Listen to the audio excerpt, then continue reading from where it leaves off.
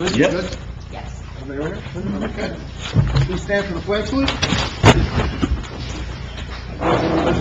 the flag of the United States of America and to the republic for which it stands, one nation, under God, indivisible, with liberty and justice for all.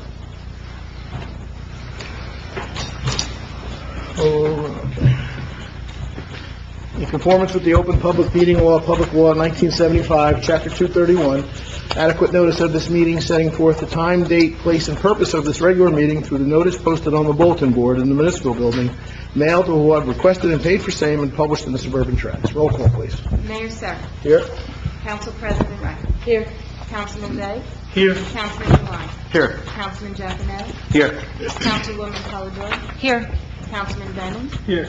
With us this evening is our Borough Attorney Joseph Ragno and our Borough Administrator Kevin Boyd. Okay, thank you. Under my presentations and updates, I had some updates that I'd like to talk about.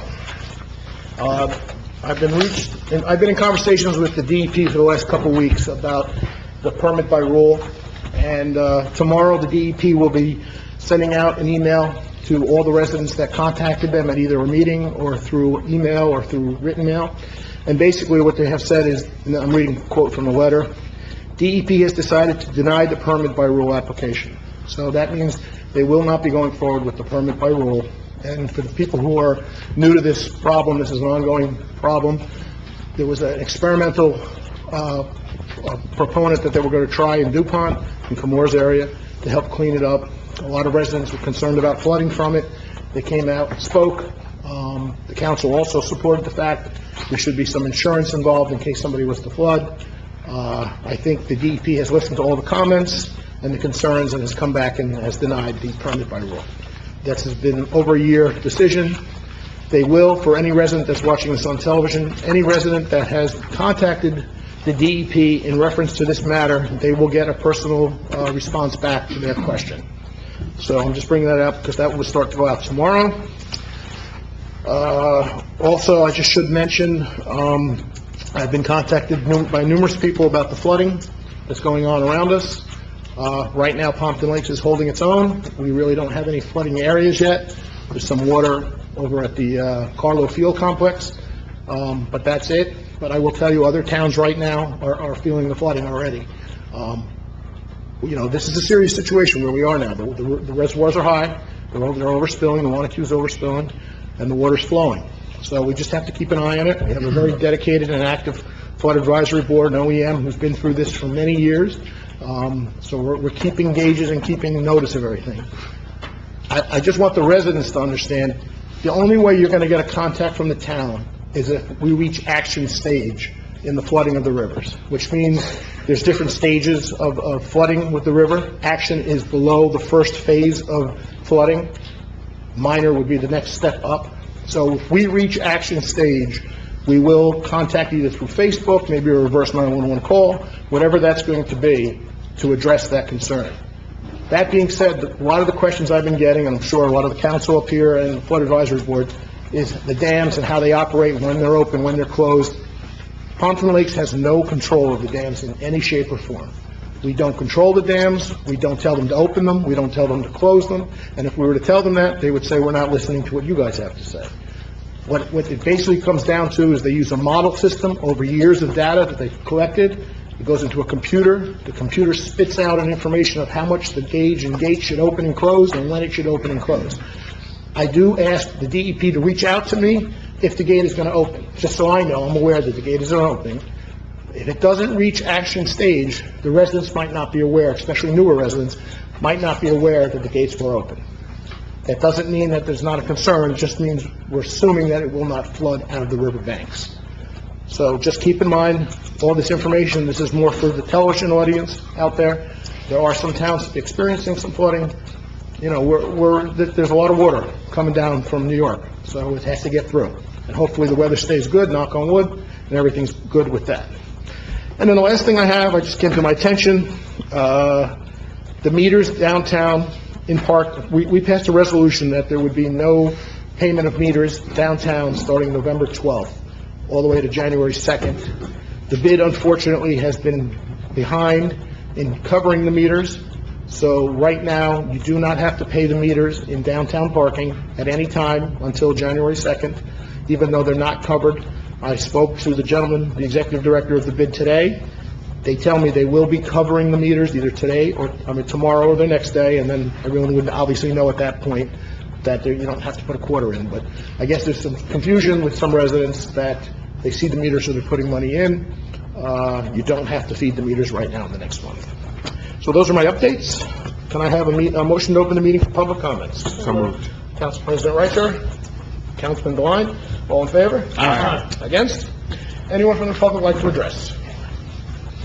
Please step up. Hi, how are you? My name is Erin Shazat, and I live at 314 Woodlawn Avenue. If you don't mind, I brought some notes just to stay on topic. I'm here tonight to discuss the ordinance in works by the council to preemptively impose a ban on cannabis-related businesses from finding a home in Pompton Lakes, should the state legalize adult use. It seems that the announcement came too late as a side note to another resident's inquiry at the last council meeting. It's concerning and appalling that the council would take it upon itself without resident referendum to pursue this exclusionary measure. I see this as a missed opportunity from a business and economic standpoint. I've been a resident of Pompton Lakes since 2003 and grew up in Oakland, where we came to Pompton Lakes all the time to shop and go to the movies. So I've seen inside the client of Wanacue Avenue. That is everyone's concern. Not welcoming new, innovative types of businesses seems counterproductive to the improvements we're looking to achieve with the redevelopment project. It's antiquated, closed-minded thinking like this that will keep Pompton Lakes stagnated and living in the past. We can be fairly certain that towns such as Morristown and Montclair, which already have the medical dispensary, will be welcoming of recreational businesses and profiting heavily. These are towns I know the bid looks to for inspiration for our redevelopment. They're doing a lot of things right, and we should learn from what is going on there. I'd like to point out that in Pompton Lakes there are 13 businesses in which to buy alcohol, along with restaurants that are BYOB, not to mention the amount of places people of age 18 can purchase nicotine, a proven carcinogen. It is time to move on from the stigma and stereotypes of cannabis use. 10 states, plus Washington, D.C., have fully legalized adult recreational use. 20 states, including New Jersey, have broadly legalized medical use. Pompton Lakes should come out showing it is open to creative, cutting-edge businesses and not be on the wrong side of history in our state. On Monday, the New Jersey adult use legalization bill was approved by key committees in the state legislature. This includes an extra 2% in local taxes for towns who host marijuana businesses with the possibility to increase. This is desperately needed revenue that Pompton Lakes would turn its back on. I urge you to contact Colleen Marr. She's the mayor of Fanwood and the incoming president of the New Jersey League of Municipalities. She's following this legislation closely and wants to give communities and their residents the best benefits possible to support the needs once marijuana is legal. Of states that have legalized adult recreational use, Oregon has voted to withhold tax revenue from towns that have banned marijuana businesses from operating there. Massachusetts is looking to implement the same measure. This could be a possibility for New Jersey as well. Governor Murphy is closely watching what is going on in those states and what can work here. Towns in California, Colorado, and Oregon have seen their city coffers injected with millions of dollars after legalization. Some have been brought back from the brink of bankruptcy after larger businesses have moved elsewhere. Lines of dispensaries can be hours long as out-of-towners are visiting and then heading to local restaurants and businesses to pass the time. Thank you for your time. I have handouts with citations of all the information I've collected here. I can leave. And just was wondering, I just have a couple questions based on all this. Are there any other types of businesses that are banned from operating in Pompton Lakes? Well, let's take them one at a time. First, let me ask what you put up. Thank you for bringing that up. So first of all, let's go back to the referendum that you first started with. Sure. We're elected here by the public to make the decisions. Every decision we make does not go to a referendum. So, if we start, and most towns do not do that, by the way, if we started that process, we would have no government that was working. So going to a referendum probably is not going to happen. Now, that being said, we would also maybe have a forum or reach out to the public to see where they stand on the process. We can do that as an open session and good dialogue, talk back and forth. I don't think anybody here would have that problem about bringing in marijuana into the town. I will tell you, and you're allowed to have your stance on this, but I've heard from many residents who don't want it, but maybe are uneducated also in the fact of how it's worked with. I can also tell you that most towns in Passaic County and Bergen County have already passed this ordinance. We have not. So we're still thinking about where we're going to go with this. At the end of the day, what happens, though, is the state guidelines overrule everything. So whatever the state is going to decide on this, is going to filter down to us. So if they say you need to have a place or you can't stop it, we have to follow those rules. So it doesn't matter what ordinance we pass at that point. If the state overrides something we do, then that's how it has to go forward. This is a hotbed topic, obviously. You're going to have a lot of people on both sides yelling and screaming how they feel it should go. So I welcome both sides to hear the opinions of both sides, and I think when we get there, I'll speak to the council, but maybe we will have an open forum on it. I will also tell you, though, we have a drug and alcohol awareness program that we put a lot of time and energy in. We've got $1 million grant from the federal government, so we take that part of it very seriously, the opioid epidemic and kids and everything, which is separate from what you're talking about. I understand that completely. But we do take that side of it very seriously. And then to answer your first question, are there other businesses in town? Yes, there are other businesses that are banned, yes. Like, just out of curiosity. What are the Don't we have businesses that are precluded? that we're not allowed? Yeah. That I'm aware of. Well, we're probably not allowed downtown, right? Second. Yeah, we can't have that anymore. All right. What do you call it? Some businesses are not, I'm sure. I don't think we have any absolute requirements. We go to zoning most likely, and that could be an issue, but All right, so maybe my stand corrected, it would have to go through zoning. Zoning would then make the decisions on what's in or what's out. I understand, and maybe Councilman Day could help with this, because I know he's been to a couple lectures on this already. There are resolutions floating around out there that are putting it in the Yeah, most of the towns around us have banned. The legislation that's been proposed out there, that's come out of committee, has another 180-day clause where we can opt out of it. Okay, so there's time for us to do that even after the legislation passes. Okay, so we can maybe see what's going on in towns nearby that are doing something and I find learn that from the towns that opt into this are generally the cities. I also have my problems with the legislation myself. If you look at some of the reports coming out of Colorado, Oregon, and whatnot, there's some negative side to this also. Just apropos, Councilman Dave was referring to towns of a greater nature. If you followed what happened the last 48 hours in Lowell, Massachusetts, which is the first town that has in fact beginning to sell the recreational marijuana. The first day, all the news people were there covering the lines and the hoopla, and the first person online was in fact the mayor of the town. And within 48 hours, there was a hue and cry because traffic was abominable, parking was a problem. Chief of Police said he didn't have enough people to contain it. The residents were saying that they couldn't even get out of their own driveway, and that's before some of the issues that's been raised in Colorado in terms of. And Councilman Beggs probably in a better position to address this than I am in terms of the increased number of DWI arrests, accidents, and there's a lot to this. A number of us have gone to programs on it. You presented beautifully. Your facts were huge. I look forward to seeing the paper that you presented. But there's a lot of data and statistical analysis on the other side. of course, and I think that's why our governor he's eager to pass it, yet at the same time, he is following it closely so that we can make all the right decisions and not make any mistakes that maybe these other states are making. But I feel, you mentioned the situation in Lowell. The first day is always going to be, it's like you're let out the gate. Correct. So that's obviously going to subside. But to have people coming into your town like crazy, we could use that, And I'm not opening a business. I just want us to have that option. There are other things, if you sit through the rest of the council meeting, that you're here, that we're doing to bring people into the community in perhaps a more controlled and rational way. But So you had some other questions? I think you the discussion. So, and unless I'm misspeaking to the council here, I would think if we're gonna get close to that decision, we would probably have some type of open forum maybe on it, just to hear. Yeah, I actually would be 100% in favor of doing some kind of town hall forum. Right. Whether we Yeah. have, people speaking on both sides of the issue. Sure.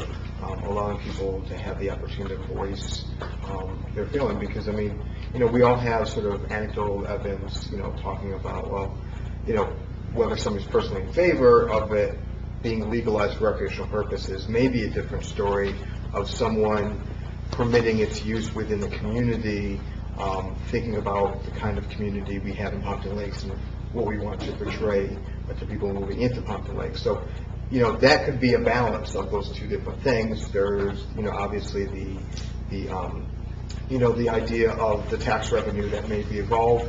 I was actually talking to a mayor in a Democratic town that we're working for, and that's something that they're going to be struggling with too, is the legalization within their town, and the thought that the 2%, for local revenue still may not be enough. So part of it's going to be, what the ultimate legislation is. But again, I think it's worth having that dialogue for sure. I can tell you from my own personal opinion, and from a law enforcement standpoint, because that's where I come from. I have not a problem with the medical marijuana, but I do have some certain reservations when it comes to the recreational. All right, so I thank you for your time, and, like I said, we'll keep it as well. Thank you, I appreciate it. And you'd like me to talk? That's okay? You would be a resident and welcome to talk just like everyone else. Yeah, me too. I'll leave this. Anyone else from the Thank you. public, please step up.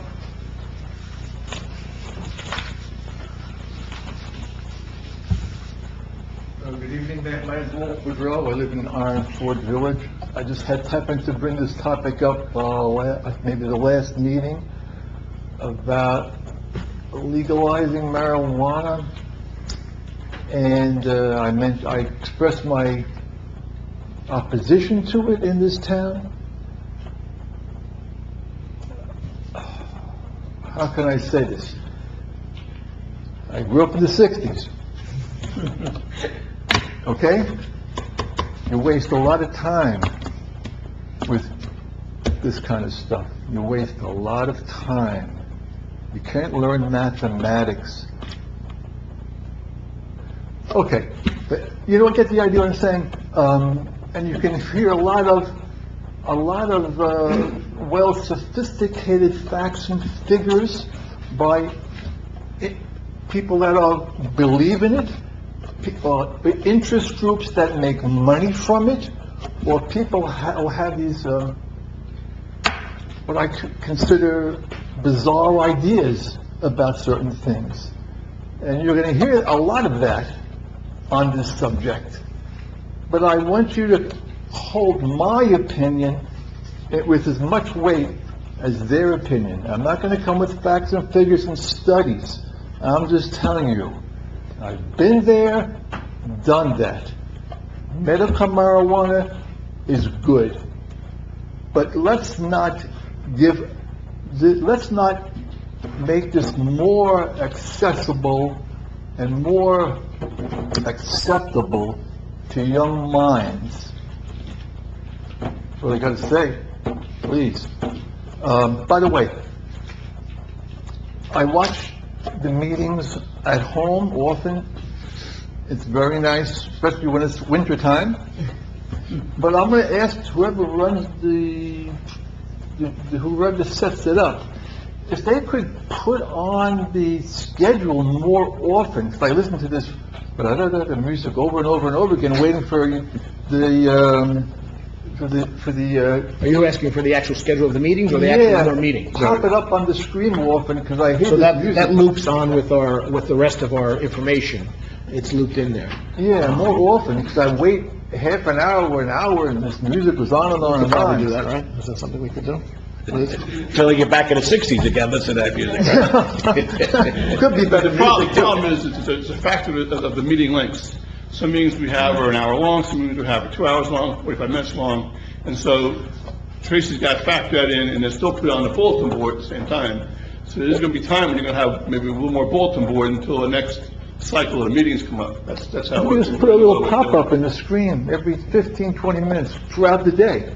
Little pop-up for the town I don't know if meeting. that's something we can do. We can ask, I don't know. Yeah, we can ask, I don't know. I can't guarantee it, we'll talk. Okay, thanks a lot. And to go just to your first comments, one of the things I think I pride myself on as being mayor is trying to listen to how our residents feel in the town. Thank you. I will hear from both sides, I'll hear from both parties, but outside groups talking to me don't carry as much weight as my residents in my town carry. Thank you. And that might go both ways. I mean, there could be residents who really support this, and I will That's listen to what they have to say.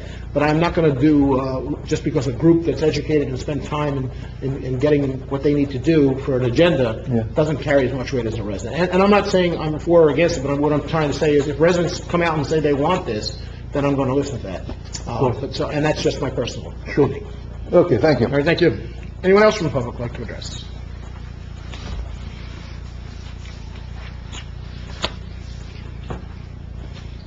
Hi, Peter Shazad, 314 Woodlawn Avenue.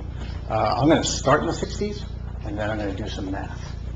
But I'm going to start with the 60s with former President Nixon's domestic policy chief, John Ehrlichman. A direct quote from him is, "You understand what I'm saying? We knew we couldn't make it illegal to be either against the war or black. But by getting the public to associate the hippies with marijuana and blacks with heroin, and then criminalizing both heavily, we could disrupt those communities." Ehrlichman said, "We could arrest their leaders, raid their homes, break up their meetings, and vilify them night after night on the evening news. Did we know we were lying about the drugs? Of course we did." Direct quote from the former domestic policy chief. Moving over to math. Lowell, Massachusetts brought in roughly $480,000 in one day. Now, I understand that is a high number due to it being the first day on being open to the public. 2% of that would be $4,000 in one day of local tax revenue. So let's cut that down in half. And that would roughly be about $370,000 worth of revenue throughout the course of the year. That is roughly equivalent to 36 homes that we've taken off the market with the flooding by buying out homes. We've also talked about how we would like to have the express bus transit center.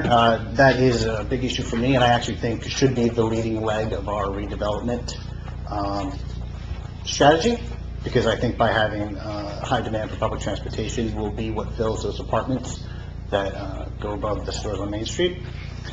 So I don't think we should take a 2% income lightly. Now, I agree, I think it should be higher. I think Governor Murphy thinks that that should be higher. Governor Murphy would like to actually set the marijuana tax at 25%. I think it is one of the other states, Senator Sweeney, that is going in at 12%, and there may be some truth to this, but I don't think it's at the number he's setting it at. His fear is that by setting the tax too high, that you're going to still encourage the black market. I think there's a lot more wiggle room on that. I think we could actually have a much higher tax on that and still be vastly better off than what the black market's providing. Thank you. Okay, so I'm going to say the same thing. I'm charged with running a town and listening to what my residents have to say. If my residents overwhelmingly support it one way or the other, that's probably what we'll probably listen to. I can't answer how they'll speak. I can't answer how most residents feel about it. If they're educated or not educated, I can't address that either. Your quotes in the beginning were nice, but that's from the 60s, from a person that has nothing to do with Pompton Lake, so I don't care about his quotes right now.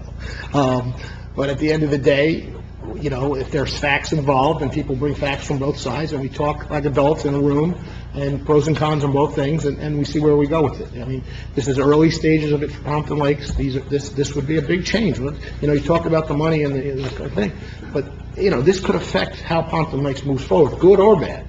It's great to get the tax dollars, but if I lose families because they don't want to stay here anymore because we're doing it, that's not a good thing.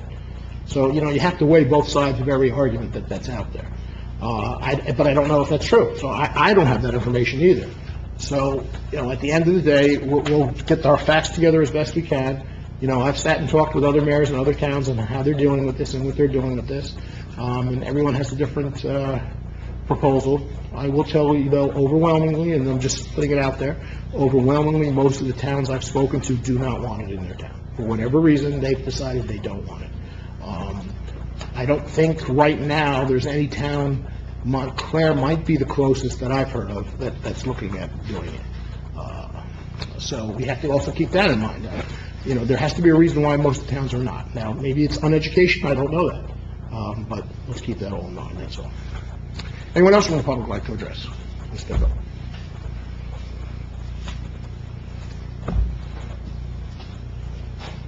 Good evening. 245 Grant Ave, Joe Vagnano.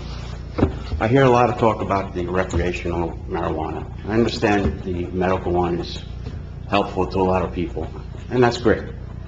But what's the guarantee that somebody's going to take it, not drive down the car and take out some kids during the day while they're coming out of school? We're worried about the tax dollars we're going to get from that? You know what? Give me a license to carry a firearm. You want to make money? There you go. Take the test, take a training course every year. State can make money off of that. It's the same thing. Take a car, gun. I carried a firearm in PA for 5 years when I lived there. No issues.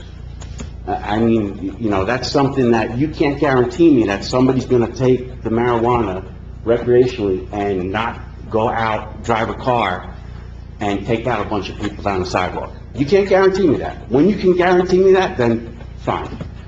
If you can lock the person up in their house and they can do whatever they want, fine. But if we're going to start, saying that we need marijuana to, lower our taxes, really? We need marijuana to lower our taxes? We can find other ways to lower our taxes. And again, this is a hot topic, and I agree with what everybody is saying out there, but I will tell you this, one of the issues that I have with this whole thing, and a couple of mayors I've spoken to, is just what you touched on. Right now, there is no test involved with someone who's smoking marijuana while they're driving. There's not like a breathalyzer that they can do and tell if somebody's doing that. So you have to train an officer at a high cost to do identification through many different mechanisms to understand if they're high or not. Our police force would not be ready for that. And we have to assume, just like with drinking, there will people who will be abusing whatever it is. If it's drinking, if it's marijuana, whatever it is, somebody will be abusing it. And you have to deal with that.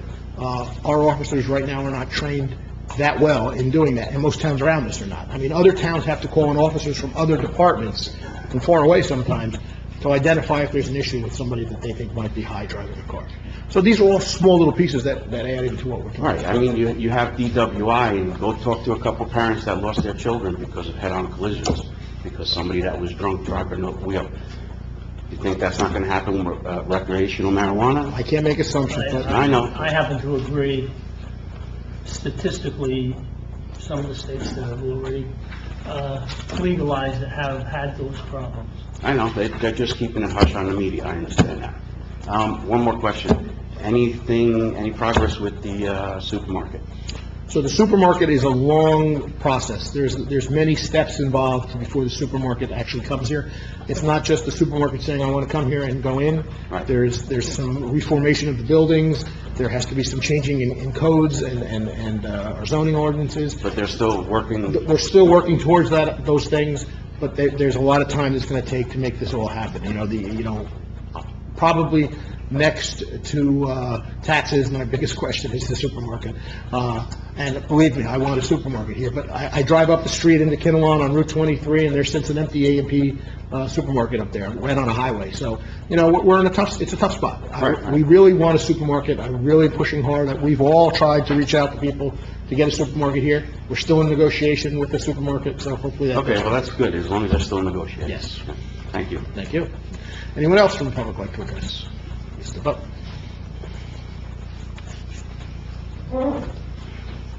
Randy Hinton, 443 Montclair Avenue. Just speaking for Shade Tree, just wanted to announce that we're having a tree planting again. It's running a little late because of things that happened, but we're planting 20 new trees on the 11th of December. So the residents have been waiting for the trees. They're coming. They're coming for Christmas. Just an observation, my 40 years in construction, coming through town, 229, 231 Wanacue Avenue, the new construction that they're doing wood framing going up about 3 stories.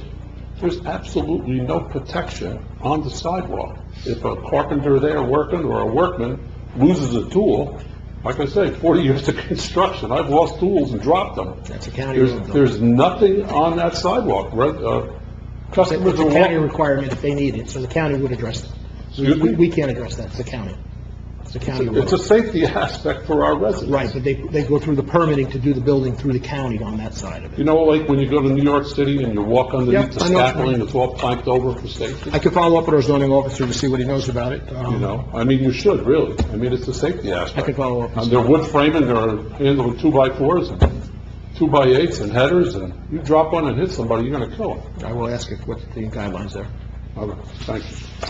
Just on the planning too, just to go back to one question, I guess I also heard that they're now gonna come back and do all the peating and dirting, topsoil that needs to be done. Is that also part of the plan in the next couple of months?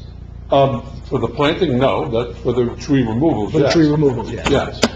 After the discussion with Kevin and what we're gonna do with Downs, they're gonna come in, finish the stump grindings, and once all the stump grindings are done, then topsoil, grass seed, and then we They'll pay, be done next 2 weeks. then we pay the bill. But now that you wanna have that other tree on Walnut done, we'll have to try to make that arrangement. Right, so if we get everything done by the end of the year, I think we're looking good. We get the trees and the roots there, stumps out and seeded, everything's moving along well now. Pompton Lakes is a beautiful place, is it not? Much beautiful with all the trees. That's right. Thank you, Randy. Anyone else from the public like to address? Seeing no one, can I have a motion to close the public session? So moved. Councilman Devine? Second. Councilman, Haldori? Even though I'm looking at you? Okay. Approval of minutes. Motion to approve the following minutes. Regular meeting minutes of November 7th, closed session meeting minutes of November 7th. Mayor, I need you to stop, there's a problem with the regular minutes. Okay, what's the problem? The problem is that there's a missing, hold on, let me pull mine. On the second page of the regular minutes for the consent agenda, it's motion moved by Councilman Blank, seconded by Councilman Blank. Okay, I'll go back and read that. So, Okay, so shall we do it? Just pull that. Yeah, we'll pull that one motion, and then, motion to approve the minutes with that one pull. All right, I'll make a motion with that one, motion pulled. Okay, Councilman Giaconetti? second. Councilman President Riker, all in favor? Aye. Against? Bills and claims, motion to approve the following bill list as stated below. So moved. Councilman Begg? Second. Councilman Vennon, all in favor? Aye. Against? Petitions, we have none. Consent agenda whenever you're ready. Does anyone wish to have any polls? Anybody want it? Yes? Yeah. 18199 and 18202. 199 and 202. Two is the first one's a clarification, the second one's a problem. Okay. Go ahead, we'll get to those.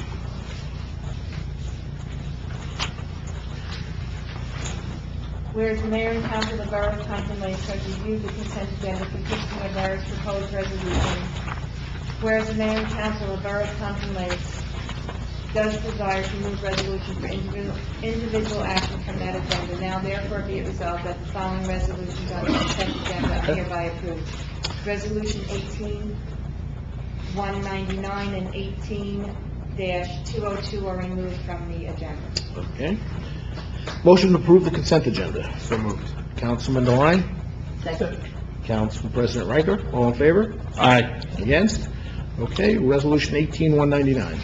Authorize the mayor and the borough clerk to execute a sub-recipient grant agreement with the county of Passaic for community development block grant funds for fiscal year 2018 in the amount of $80,000. Motion to approve, discussion on 8, oh, we're in the motion, okay. Go ahead. My question is, I know it's here, and I know, Kevin, it's in your report, and it's about the ADA curbs, but I guess I'm not sure where these ADA curbs are supposed to be. We applied in the spring of this year to do some curb work in the area of Pacifico Gallo Park, that side of town, and the whole project was about $160,000, and the county gave us half the funding through federal community block grant money. Okay, so it's not spread throughout, it's for one specific property? It has to be what's called a block grant area. Okay, And it moves based upon economic conditions. Right now, that side of town up by Pacific Gallo Park is where we have our block grant area. okay. We've done handicap programs there last year. Of course, now it's December, so this will be probably a spring project. Okay, thank you. Okay. Resolution 18, Do you want me to do a roll call? oh, you can do the roll call now, sure. Councilwoman Riker? Yes. Councilman Bennett? Yes. Councilman Day? Yes. Councilman Deline? Yes. Councilman Jacanese? Yes. Councilwoman Polidori? Yes. Okay, resolution 18-202. Designating 2019 council meetings, Borough of Pompton Lakes. Liz, you know, I usually am your checker. We have a meeting on Yom Kippur. I'm sorry, it wasn't on our count. No, I know, but I brought the Jewish calendar Okay. so you would have it. So that's a major problem. Okay. Which date is that? October 9th. Okay, so we'll have to address it, we can address it right now, actually. Well, let's pick a date right now while we're sitting here. Well, Overnight. we should probably move all. We'll make it the 16th to the 30th, The other one is the 23rd. 3rd. Or you can make it the 2nd. When is the one in September? How close is that? The 2nd? The 25th. 25th. Yeah, so it's got to be the 16th and the 30th, if that's okay with everybody. That's fine. Or we could keep it back-to-back, which doesn't 16th really, and 23rd? Yeah, it I don't think doesn't- we should go to 30th. well, no, I'm not going to do back-to-back either. That's what I'm saying. Yeah, and it's got to go to the 30th then. Because the 16th would be the following week, we'd have another. No, I understand. Yeah, the 16th and 30th is fine. All right, so we're okay Yeah. with the 16th and 30th? 16th, 30th, right, in October? Okay, all right. Is that, are we all right with that? So I have a motion, can I have a second? Yeah, motion. No, okay, you're the motion, I need a Yeah. second. Oh, second. Councilwoman Polidori, all in favor? Aye. Against? Okay, Liz, so just make that correction, it'll be the 16th and 30th. Aye. Okay, I did the motion for consent agenda, right? Did I do that? Was it on the consent agenda? We approved the general. We're on to the. Resolution. Ordinance. Ordinance, I'm sorry. Introduction of ordinance, first reading and introduction. The final adoption will be on December 12th. Ordinance 18-27, ordinance amending section 2-56D, open space trust fund. Motion to approve ordinance number 1827 for introduction. So moved. Councilman Devine? Second. Councilman Day? You want to have any discussion on that, or, well, just an explanation? As everyone knows, the referendum was passed for the change to the open space trust fund. This ordinance will actually change the language in the code. Okay. It's the next step. Roll call, please. Councilwoman Riker? Yes. Councilman Bennett? Yes. Councilman Day? Yes. Councilman Deline? Yes. Councilman Jacanetta? Yes. Councilwoman Polidori? Yes. Okay. Ordinance 18-28, an ordinance establishing a redevelopment plan for certain properties located on or in immediate vicinity of Hamburg Turnpike in the Borough of Pompton Lakes, designating the Borough Council of Borough of Pompton Lakes as a redevelopment entity for the Gateway Redevelopment Area 1, and establishing the Gateway Redevelopment Area 1 zoning district, GRA 1, as an overlay zone to the existing zone, 9 Hamburg Turnpike, Block 2800, Lot 11. That's some legalese there. The purpose of this ordinance is to create a new redevelopment area in the borough. Since the property, strike that. The fact that there's a 9 Hamburg Turnpike, Block 2800, Lot 1 there, that's irrelevant and really isn't part of the ordinance. It just so happens that's the only property right now that will be in this new redevelopment area. There may be other properties eventually in it. The reason you have to have a new redevelopment area is because this particular property and that area are not contiguous to your current redevelopment areas. So in order to do redevelopment in that particular zone, you have to create a new redevelopment zone, and that's what this does. It will be followed up, the first regular meeting in January, by an ordinance that will provide the zoning requirements for that new zone, for that new overlay zone. I'm working on that now. so that it will provide both the bulk and the zoning requirements for what will happen in that new redevelopment area, which is going to be called the Redevelopment Area 1. And the reason there's a 1 after it is because there's another end of town, you may ultimately decide on the Hamburg Turnpike, you want to be a redevelopment area 2, that would be the Gateway Redevelopment Area 2, if you go that way. I'm not saying you will, but we left the possibility open, should that happen. I think that's the problem with the nomenclature. Everyone involved in redevelopment, the bid and anyone else, refers to the gateway as the entrance, and we're not on redevelopment, the entrance to the town. I think it's ill-conceived to call this gateway, because it's not referred to as gateway. Then we shouldn't adopt it tonight, and you should tell me what name you want to The one I came up with is county line, just because it's on the county line between Passaic and Norris. I'm open to any other suggestions, but I think gateway is does the name make a ill-conceived. difference? It doesn't make a Well, difference. it makes a difference from the fact that we have 2 meetings left. And that's why I'm bringing it up before because gateway, I think, is ill-conceived. Well, but I'm saying, what's the difference what the name is? It doesn't mean anything. Well, It just means it's identification. Yes, but you don't want, going forward, anyone talking about redevelopment, that they're talking gateway. Anytime, and Frank was standing here shaking his head. When you say gateway to anyone in this community, if they've been involved in the slightest bit of redevelopment, gateway refers to the area just beyond the falls, not the area on the Morris County border. So the planner on her own, I'm assuming, based upon the emails, and perhaps there's others that went into it, just said, well, this is a good name, we'll call it Gateway. And not understanding the lingo that is common in this community, that's an ill-conceived So, name. and if that's how you felt, did you send an email to the planner at that time? No, It because was that between- came on Thanksgiving. Yeah, it was between the planner and me. We had to Okay. pick a name. I wish we had known earlier. because Right, I mean, the No, name is really not I right. understand that, Yeah. but that's what I'm saying, at Because this this is going to push point. it back now. No, I Well, understand. it can't be adopted this year. That's right. It's not Okay. adopted this year. Okay, but I'm asking, because I'm saying this before we have your vote. That's why I said before you have your vote. Is there any reason why the name cannot be changed? Now, today, It can be changed right now. right now. Yeah. The only thing I would point out to you is that you have a redevelopment plan that's got the same name in it that'll have to be completely modified, which was done by the planner. Well, that's But the that's- I planner mean, who doesn't know Pompton Lakes. I think that's the issue. I have no problem changing it, but I think it's also nitpicking it a little bit. It's in not that- nitpicking at all, Mike. Now Well, that's your now you're opinion. surrounded by lawyers. It's not nitpicking at all. Well, I think anybody who's talking about the gateway will say, yes, okay, and we'll explain to them what the gateway No, means. that's ill-conceived. Okay, well, I want this done before the year's out. Okay, so let's modify it now and vote on it with a modification. Is And that if something we anyone can has do? You can do another- that. All right, so let's come up with a That's why I brought it name. up before the vote. Okay. So you just have to give me a name. It's not about words. I think No, I it's not much of understand. anything, really. I mean, Call it Hamburg redevelopment area. That's fine, Hamburg redevelopment. Hamburg, because county line. I don't like county line either, to be honest, yeah. I can't hear you. People don't know the idea of the county line either, because we have multiple county lines, so No. at that point, just call it Hamburg. How about Morris Redevelopment. County Gateway? Morris Gateway. Why Morris? Was It's it not not Morris line. Boulevard? That is Gateway to Morris. I don't care what you call I it. don't I don't care care either, what you call but- it. It's just the naming of an area, in my opinion, but,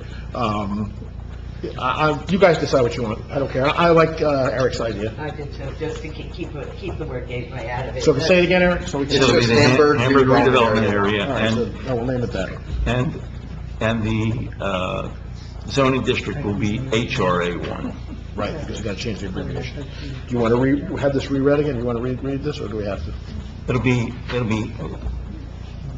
ordinance 18-28, an ordinance establishing a redevelopment plan for certain properties located on or in the immediate vicinity of Hamburg Turnpike in the Borough of Pompton Lakes, designating the Borough Council of the Borough of Pompton Lakes that's wrong, too.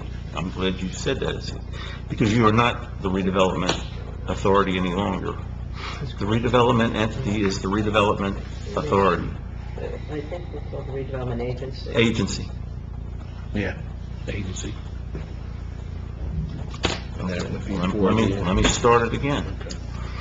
an ordinance establishing a redevelopment plan for certain properties located on or in the immediate vicinity of Hamburg Turnpike in the Borough of Pompton Lakes, designating the Borough of Pompton Lakes Redevelopment Agency as the redevelopment entity for the Hamburg redevelopment area, and establishing the Hamburg redevelopment area zoning district, HRA 1, as an overlay zone to the existing zone.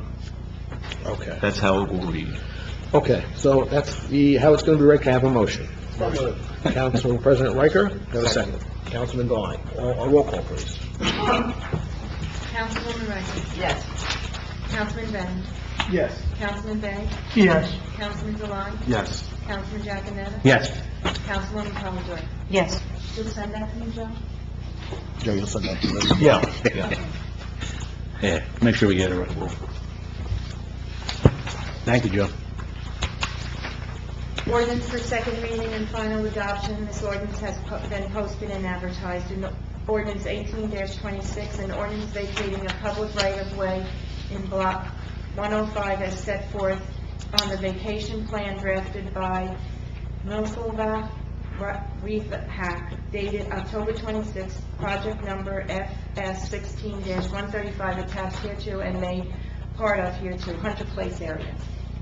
Motion to open the meeting for public comments on ordinance 18-26 only. Councilman Devine, Council President Riker, all in favor? Aye. Against? Anyone like to address just this ordinance?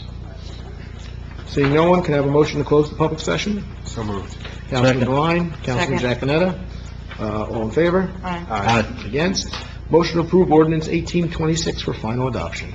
So moved. Councilman Bay, Councilman Devine, roll call, please. Do we have a discussion on what this? Well, yeah, we can have a discussion. We can say, this is just a 100-place rezoning. This is the senior housing. There's a right-of-way that goes right through the middle of the back of the property, and this vacates it because it's at the recommendation of the planner and the engineer that it's no longer needed for borough purposes. Okay. Yeah. Okay, roll call, please. Councilwoman Riker? Yes. Councilman Bennett? Yes. Councilman Bay? Yes. Councilman Devine? Yes. Councilman Giaconetti? Yes. Councilwoman Commodore? Yes. Okay. Okay, thank you. Okay, under my report, we all attended the League of Municipalities 2 weeks ago. A lot of good information there. We all had our areas that we wanted to address or look into, so everyone, I'm sure, will bring up something in their report. I was able to meet with one of the assistant directors from the DEP to address our concerns we're having with the south end and flooding and some of the issues we're having with this letter that was going out and what's going on with Comores and DuPont. You know, I have to remind everybody that the Comores or DuPont area is run by two organizations. There's the DEP and the EPA. The EPA takes care of the on-site, mostly of the on-site cleaning, and the DEP takes care of the, no, I'm sorry, I got it backwards. The EPA takes care of the lake and everything outside. The DEP takes kind of care of everything inside. They're working in conjunction with each other, but, you know, dealing with two agencies takes a lot of time and energy to get everybody to agree on something.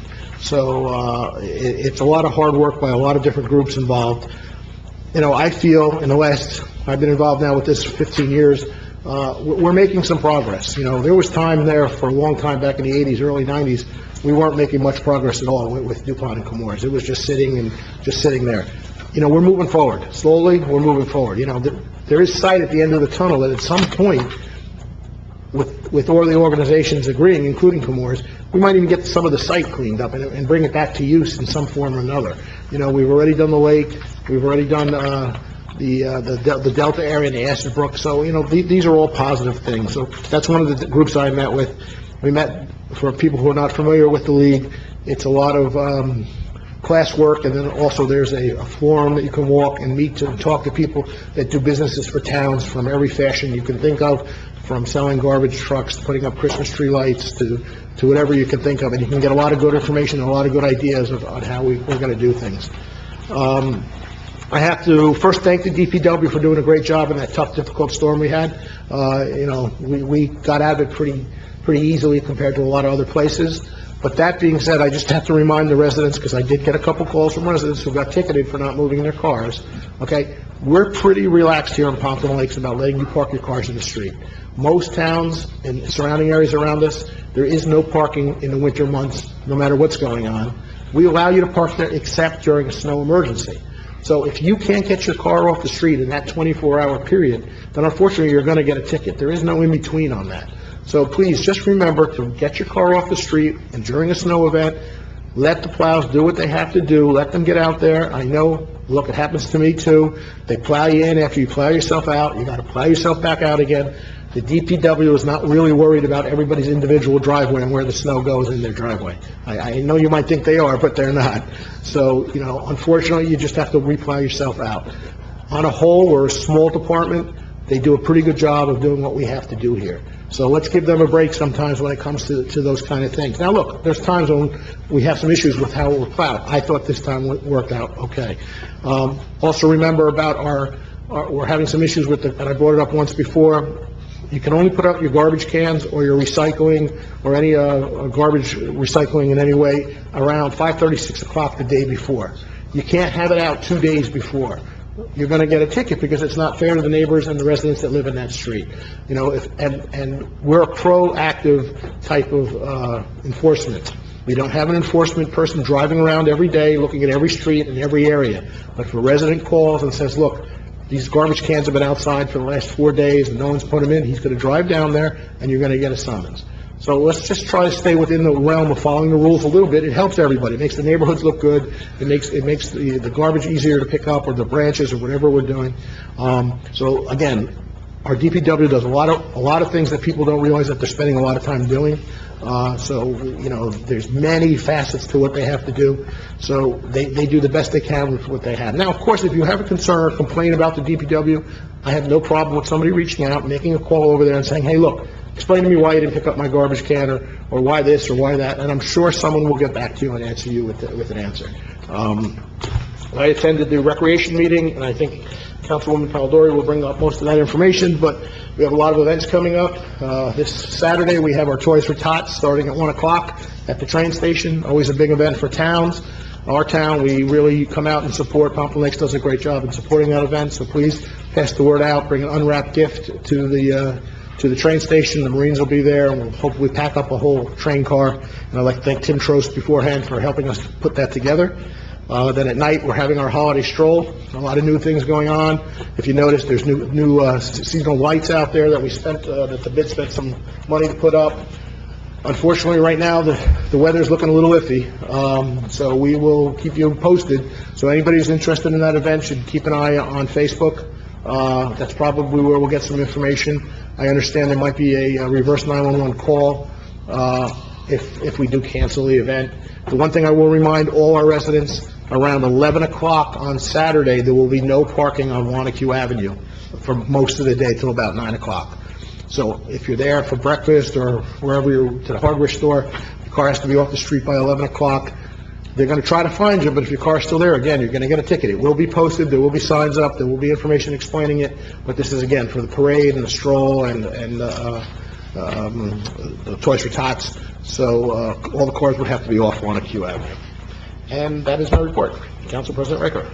Thank you. I'd like to start my report by just thanking the people of Pompton Lakes who came out to support us and to vote for us the last time we were on this dais. The results were unofficial, and since we've met, the official results of the election came out, and I just want to wholeheartedly thank everyone for having the confidence to keep us up here. Mayor, I'm the squeaky wheel. I guess I'm squeaky wheel tonight. I'm the squeaky wheel who brought the attention to this parking meter issue. I have to thank Liz. I called her from downtown, and we talked about all the confusion that was going on, and she quickly got a hold of the different parties. But what concerns me is that there were too many moving parts, and we want to make sure this doesn't happen again, in that we adopted a resolution that allowed for meter amnesty November 12th through January 2nd. Today is November 28th, and the merchants in town were saying, well, they're not covered, so people are still feeding the meters. So I'm not sure whether the chamber's supposed to cover the meters or the bid's supposed to cover the meters, but they weren't covered. Then other people said, well, they're not going to be covered, they're just going to put on stickers. But whatever it was, there was no notice. So we had 2 weeks, quote unquote, of meter amnesty, which really didn't impact. So then the merchants are saying, well, if we lost 2 weeks, now you're going to change it and take us into January 15th. I said, I really don't think so. I don't think that was the intent. The intent was sort of a holiday present and encourage people to shop downtown, eat downtown. But, and then there was the question, were the police properly notified that they weren't supposed to be giving out tickets for the last 2 weeks? And, okay, so were people feeding the meters but not getting tickets? Were people feeding the meters and getting tickets? Were the merchants not getting the benefit of the bargain of our resolution? So quite frankly, it seems like it was a veritable mess this year. Well, what happened, you were at the meeting, actually. It was the bid meeting where this was Right. discussed. And this is all in the bid's hands. This is the bid's idea. I spoke to the bid director this afternoon, when I heard about this. He was pretty upset about it himself. It's their responsibility to cover the meters. Nobody else has put theirs. They're the ones that put in the date for the ordinance of when they wanted it covered. So it's all on them, and he apologized tremendously to us, and he actually told me on the phone, you can throw the bid under the bus, we messed up here. So that's where it was. Do we have any idea whether they've been Tomorrow. whether they've been ticketing for the last 2 weeks? I don't know. We're going to find that out tomorrow from the chief, but if they are, it will be a dismissed ticket. They'll have to be dismissed then. Yeah. So we'll have to bring the court and make sure the court's involved. No, they would have to come back and say, I'm fighting the ticket. We can't dismiss it without them saying. Okay, then we'll need to alert the court that this was a bit of a Yeah, mess. these Yeah. things have happened before, so. So I guess my point for bringing it out publicly is, let's make sure it doesn't. Well, I guess, who's the bid liaison? Is it Bill? I know. Okay, so just gonna have to stay on top of that. And I'm assuming that everyone here on the dais is content to leave the resolution we passed to January 2nd. Yeah, there's Not no to reason. start extending for another 2 weeks, And correct? I'll be honest, I don't know if Liz got any calls. I didn't get any calls on it, so I don't know if, no residents have called me. Liz, No, it's the anybody called you? merchants. It's not the residents, the merchants. Well, anybody who was questioning, should I get did I put a quarter in? I'm not supposed to, people who live in town know that they're closed. And no one brought it to my attention. I don't know if anybody brought it to. I don't think it's necessary to extend it. I mean, No. first of all, 5 to 10 cents for a period of time is not going to be determinant whether somebody parks on Wanacue Avenue to go shopping It's 25 for the holidays. Well, it's 25 cents for an hour, but it's 5 to 10 cents for other timing. I don't know if you can still put in 5 and 10 Oh, cents. well, I know there's lower amounts that you can put in. I don't think people are putting in a nickel in. No, you can put in 5 cents. Can you still put the nickel in? No, I don't know if it takes the I nickel. think so. So the point is, Nickel to 12 it's a nice gesture towards the businesses, but again, nobody's making a determination whether to stop on Wanacue Avenue to buy something for the holidays based on 5 or 10 cents being, having to pay 5 or 10 cents or not. The point is to get people in for the holidays, to shop during that time. Once the holidays are over, regardless of whether we're 2 weeks late into it, it's not really going to make a difference going 2 more weeks into June. Yeah, I agree. I'm just wanted, just make sure that if there is any pushback, you're comfortable with January 2nd. yeah, I reached out to the executive director as soon as I heard, and he was very upset about it. He made some calls right away and sent out some emails that I just got copied on, about why this wasn't taken care of, so they're gonna look into it themselves. Okay. I'll reach out to the chief regarding. Yeah, we have a call into the chief for tomorrow, so. Some good things to report. I guess I've sat up here at the dais for numerous years talking about redevelopment. As you can see, if you walk around the area by the Salvation Army, they're getting ready. We've gotten, the permits are in place, the demolition permits are good to go. Speaking of all the fencing and signage to indicate that this is a construction zone and the demolition should be happening very soon. Well, there's some issues with that, but, Okay. they have to readjust the fencing that they have blocking the sidewalks. Okay. Because it's near the school, and our officer recommended that the sidewalks be open. Okay. So they're gonna have to readdress that a little bit. Okay, so for the non-believers in the crowd, we anticipate a shovel in the ground fairly Soon, yes, definitely. One of the new businesses in town, sort of did their own thing. There's a primary care facility in the old A&P Shopping Center, part of AHS, and they had an open house the other evening. to just tour the facilities and catered, and they did their own ribbon cutting. I was involved in it because of my involvement with the hospital, and they asked me to come, and they did their own ribbon cutting at the time. They have their own little routine, whether they're going to want arts additional ribbon cutting, like, they'll tell us, but it's a nice facility, and I just wanted to, you might see some pictures that they took or posted on Facebook, and just encouraging, letting people know that they're here. I have a question, and then a couple of other comments. We got an email about upcoming EPA grants, and our region would be entitled to 5 grants not exceeding $30,000.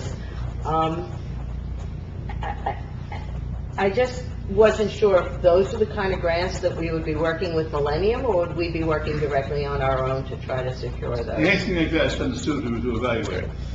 Everything gets evaluated by Sue. So it's going through Sue, and then if we have any pet projects that we, then... But she'll tell us what it makes even sense to apply for. Okay. But she does all the evaluation. So it's starting with her? Right. Okay. League of Municipalities, the mayor spoke about it, and we all attended, so my remarks on this will be fairly brief. But this is the brochure of all the courses that are offered. The courses are fabulous. They're numerous, and you really can follow things of it. Many of the programs that I went to happen to be involved with redevelopment or tangentially redevelopment. Probably the most interesting one I went to is the anticipated changes in New Jersey liquor laws that, with the change of administration and the change in times, they anticipate that these very stringent liquor law licenses that we have in New Jersey will be eased a little. But most of the things that I attended were in some manner, shape, or form tangentially related to my interest in the redevelopment. I personally have a love-hate relationship with the meeting. I'm allergic to smoke, and Atlantic City is one of the only places that have waivers for smoke, so it's hard for me to find places that don't have smoke. And Atlantic City is really sad. It's really a city in decline. But the programs that the League of Municipalities put together for us are really phenomenal, and my hunch is that each of you will probably highlight a couple of the programs that you thought were significant to the things that interest you. Mayor, the last thing I have is that Sunday night is the first night of Hanukkah, and as I traditionally do, I have brought the Hanukkah gelt for everybody. So there's a bag of gelt for the dais, and there's a bag of gelt for the for those in the audience. So if you don't mind, I'll bring it down, and that's my report. Okay, thank you. Just to follow up, one thing I forgot, and I'm sure Councilman DeLine will bring it up. Today, we had some very good meetings with the Street Smart campaign that we've been involved with, and I'm sure you will talk about it in your report. Also, I should mention, we are still in talks with the radio station. I think we're coming to a point of no return, that maybe we will have this radio station back up and running very shortly. All parties, including ourselves, are very interested in making this happen, and the radio station is very interested in making it happen. So maybe in the next couple of months, we want to have a working radio station. Okay, Councilwoman Palladori. Thank you. So first I want to say I hope that everyone had a wonderful Thanksgiving and enjoyed the time with their friends and family. I was very happy to have my daughter home from college, so it was a lovely long weekend for us. I too attended the League of Municipalities. It was my first time attending. It was there was a lot to take in. I did have the opportunity to take a class. I did not stay as long as everyone else did. I had a prior commitment for Habitat. It was our annual casino night fundraiser, so my theme for those 2 days were casinos. I did get the chance to walk the floor for most of the time, which I think I took the most value away from, because I really had the opportunity to look at what a lot of the towns are doing, what some of the things as a representative of the council we should be looking for our towns. I met a lot of people that we deal with, so it was definitely a great benefit for my being there. The holiday season has started in Pompton Lakes. A few weeks back, my son and I participated in the town window painting. So we did the windows on the new furniture store with a group of our friends. As you drive down Wanacue Ave, you can see all of the work that was done by the parents and their children. It looks beautiful. So thank you to Artastic and the bid for putting that together for us. We also had the decorating party and the Christmas tree decorating at the Elks, which we also had a few kids attend with us, so that was nice to have the kids there decorating with the rest of the Elks Club. The next 2 weekends are going to be full of holiday activities, starting with the Toys for Tots train on Saturday. The library is sponsoring their first Holly House tour. There are 4 locations throughout town. Tickets are still available, where we will be touring the homes decorated for the holiday season. Where can you get the tickets, do you know? It's on the library website, So- and I actually have the flyer. I'll bring it up Okay. before we leave. And it's on all the social media. It's on the library website. I believe the price changes the day of. I'm not 100% sure, but you can get them in advance. Then, after the Holly House tour, we have the holiday stroll and tree lighting, which is always a really nice evening. The following weekend, we have breakfast with Santa at the Elks Club, and the day after that, that Sunday, the Elks do their Explore holiday party also. So those are 2 great days to look forward to. As you can see when you walked in, Santa's mailbox is now in the lobby, so make sure you get your letters to Santa in. I did have some other notes from the rec committee. We have the brochures up front that list all of the activities that we have coming up, also available for those that are not here on the website. Yoga has been continued through the end of the year. There's a lot of great fitness programs. There are ski and snowboarding passes available, which is on the back of the flyer and also on the website. Definitely check that out for some of the activities that we have coming up.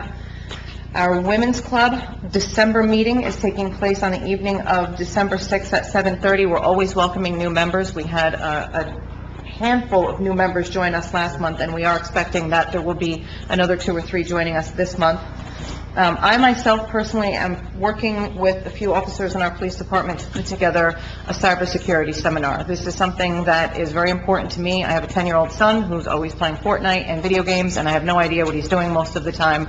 And I also don't think that he's always aware of the content and information that he's sharing, what he should and shouldn't be doing. So in learning lessons in my own home, I worked with Captain Clark on putting together some material that we could bring in a 2-part session. The first session would be geared toward parents, and it would be helping educate parents in some of the things they should be looking for, what hidden apps look like, what the games are that are out there that kids are playing, ways that cyberstalkers extract information from young children. The second session will be geared toward the parents to come back and have their children join them, so we can talk about ground rules and boundaries, define actually what is personal information, what should and shouldn't be shared. We've gotten a lot of really good feedback from the schools already, so I'm hoping that we're able to share a lot of valuable content that evening. And I think... What are the dates for that, and how do you sign Oh, up? I'm sorry. So my email address is on there. You can either respond on social media or email me at my borough email address. Session 1, which is for the parents, which we thought would be timely to have before the holidays as you're making those last-minute purchases for Christmas. There are 2. December 18th is in the evening from 7 to 8:30 here at across the street at the Carnival Center. And then there is a morning session on Saturday, December 22nd, and that's 10 to 11:30 a.m. at the Civic Center, which is behind this building. The second session is timed for after the holidays, and that would be January 10th and January 12th, again, 6 to 7:30 in the evening at the Carnival Center, and on January 12th, it's 10 to 11:30 a.m. again at the Carnival Center. So you can just email me if you plan on attending. And I think those are 2 good programs, especially when you have children that are really glued to those games. Who knows what, as parents, sometimes we probably don't realize what's going on there. So I think it's good information, and I'm glad that our police department is working with our councilwoman to make that happen. Just a reminder on the seating for Breakfast with Santa, there's 2 seatings. There's a 10:30, or an 8:30 and a 10:30. There's still a couple seats in the 10:30, and there's more open seats in the 8:30. So if you're thinking about doing that, you should go ahead and get your tickets now, because that does sell out. Okay, Councilman Bennett. Thank you, Mayor. Start off by mentioning the bulb plantings we did the last couple weeks. First one was November 18th. It was a Sunday. It was cold, wet, and snowy. There was still snow on the ground. I had a bunch of volunteers come out. There were a couple volunteers that were there that day that have since left. I want to thank them.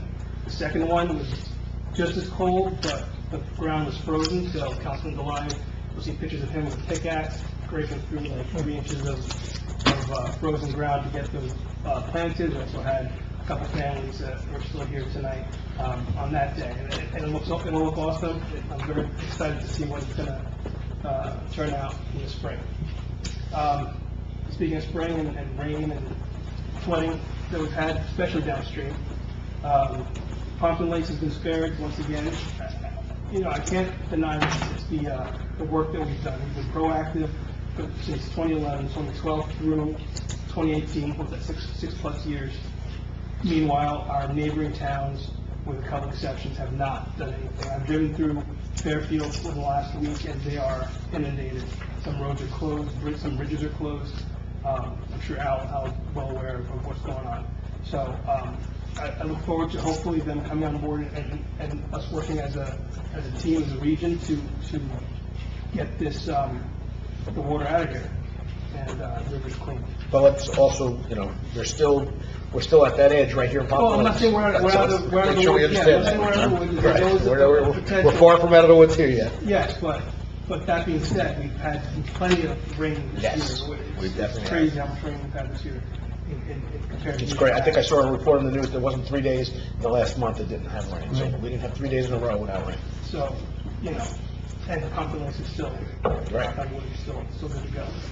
The municipalities, I attended a bunch of classes actually. One morning it was back to back to back, and the only class I didn't take was because the room was full. I couldn't get a seat. I couldn't get into the door, and that was had to do with website best practices for municipalities.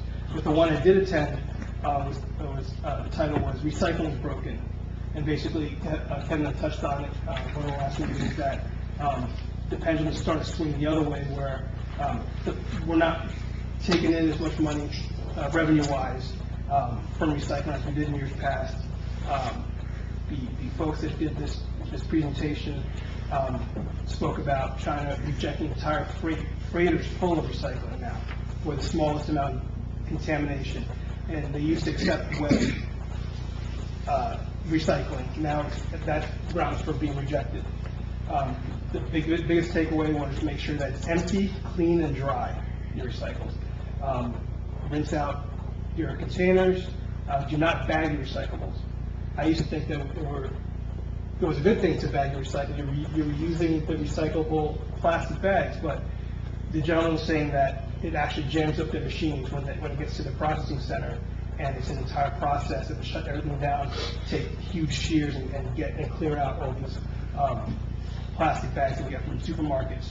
So what we're doing instead is, and I'm sure our council may talk about the program Trex is sponsoring, and you may see boxes around. There's one right over here, and you'll see them at supermarkets as well, where they take empty plastic bags that you get from the supermarkets, which I'm noticing is much thinner than it used to be. They rip almost by the time you get home. So instead of tossing them in your recycle, make sure they're dry and put them in these containers that we're placing throughout town. I believe the schools are getting them. I'm not sure that was the policy. Yes. All the schools will have them, so send them with your kids. And Trex will, I think we're getting a bench, plastic bench. Yeah, I think that's the Trex, one of those nice heavy-duty benches is, once we reach a certain threshold, Trex will give us one of those benches. Lastly, Historic Commission, there was a walking tour of the Pompton Reformed Church.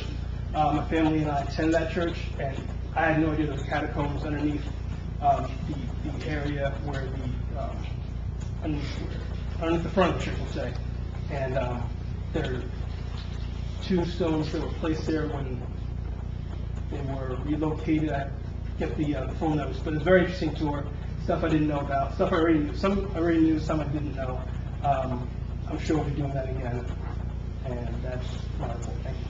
First of all, I'd like to thank you for taking the opportunity to plant all those bulbs. 1,000 bulbs does not go down easy, so that is a lot of work right there. Recycling is one of those interesting categories right now where we've spent so much time in the last 10 years in educating and doing recycling, where the pendulum could be now swinging back the other way, and it's basically a cost-effective system.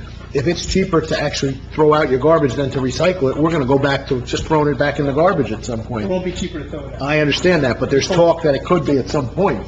depending on what happens in the future. So, this is a swinging thing, and we haven't, the problem that I see it as is the country, our country, United States, didn't do any recycling to help us internally with the recycling. So they just assumed shipping it out, and now the foreign countries are all saying, we don't want it anymore. That's a problem. So I'm sure we'll hear much more about that as we That's move the plan forward. to start, come back online, that the gentleman also mentioned. Good. So, Just to clarify, based upon your remarks, I think at the last meeting, the paper is still cost effective. isn't it? No, nothing's cost effective. Nothing's cost Nothing is effective. cost effective. But it's still cheaper to recycle and pay the nominal fee per ton The tipping fees. than tipping fee at almost $50-some a ton. So it's still effective to recycle, but it's not that we're actually making money on recycling as we were maybe 4 or 5 years And ago. certain things like television, things we're actually paying Yes. to get rid of. Okay, Councilman Begg. Thank you. I received the Pompton Lakes Riverdale First Aid Squad report for the month of October from Chief Sean Filippi. There were 127 calls for service for the month, 54 in Pompton Lakes, 31 in Riverdale, 11 duty calls in Wanacue.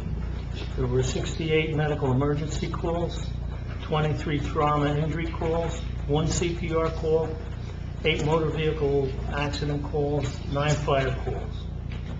I received the Pompton Lakes Police Department report for the month of October from Chief Moses Augusto.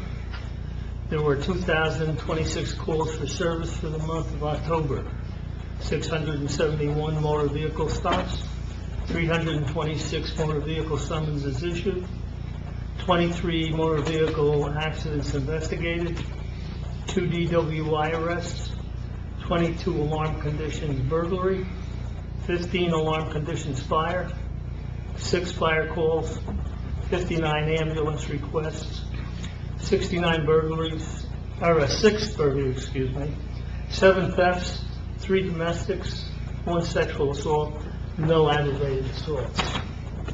The Detective Bureau investigated 25 complaints, served 12 subpoenas, and served 1 warrant.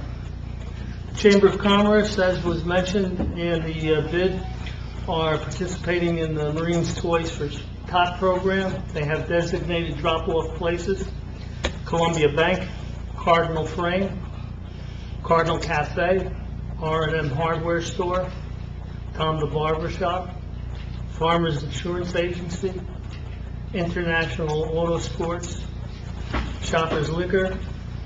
Also participating in drop-off locations are the Pompton Lakes First Aid Squad and the Pompton Lakes Police Department.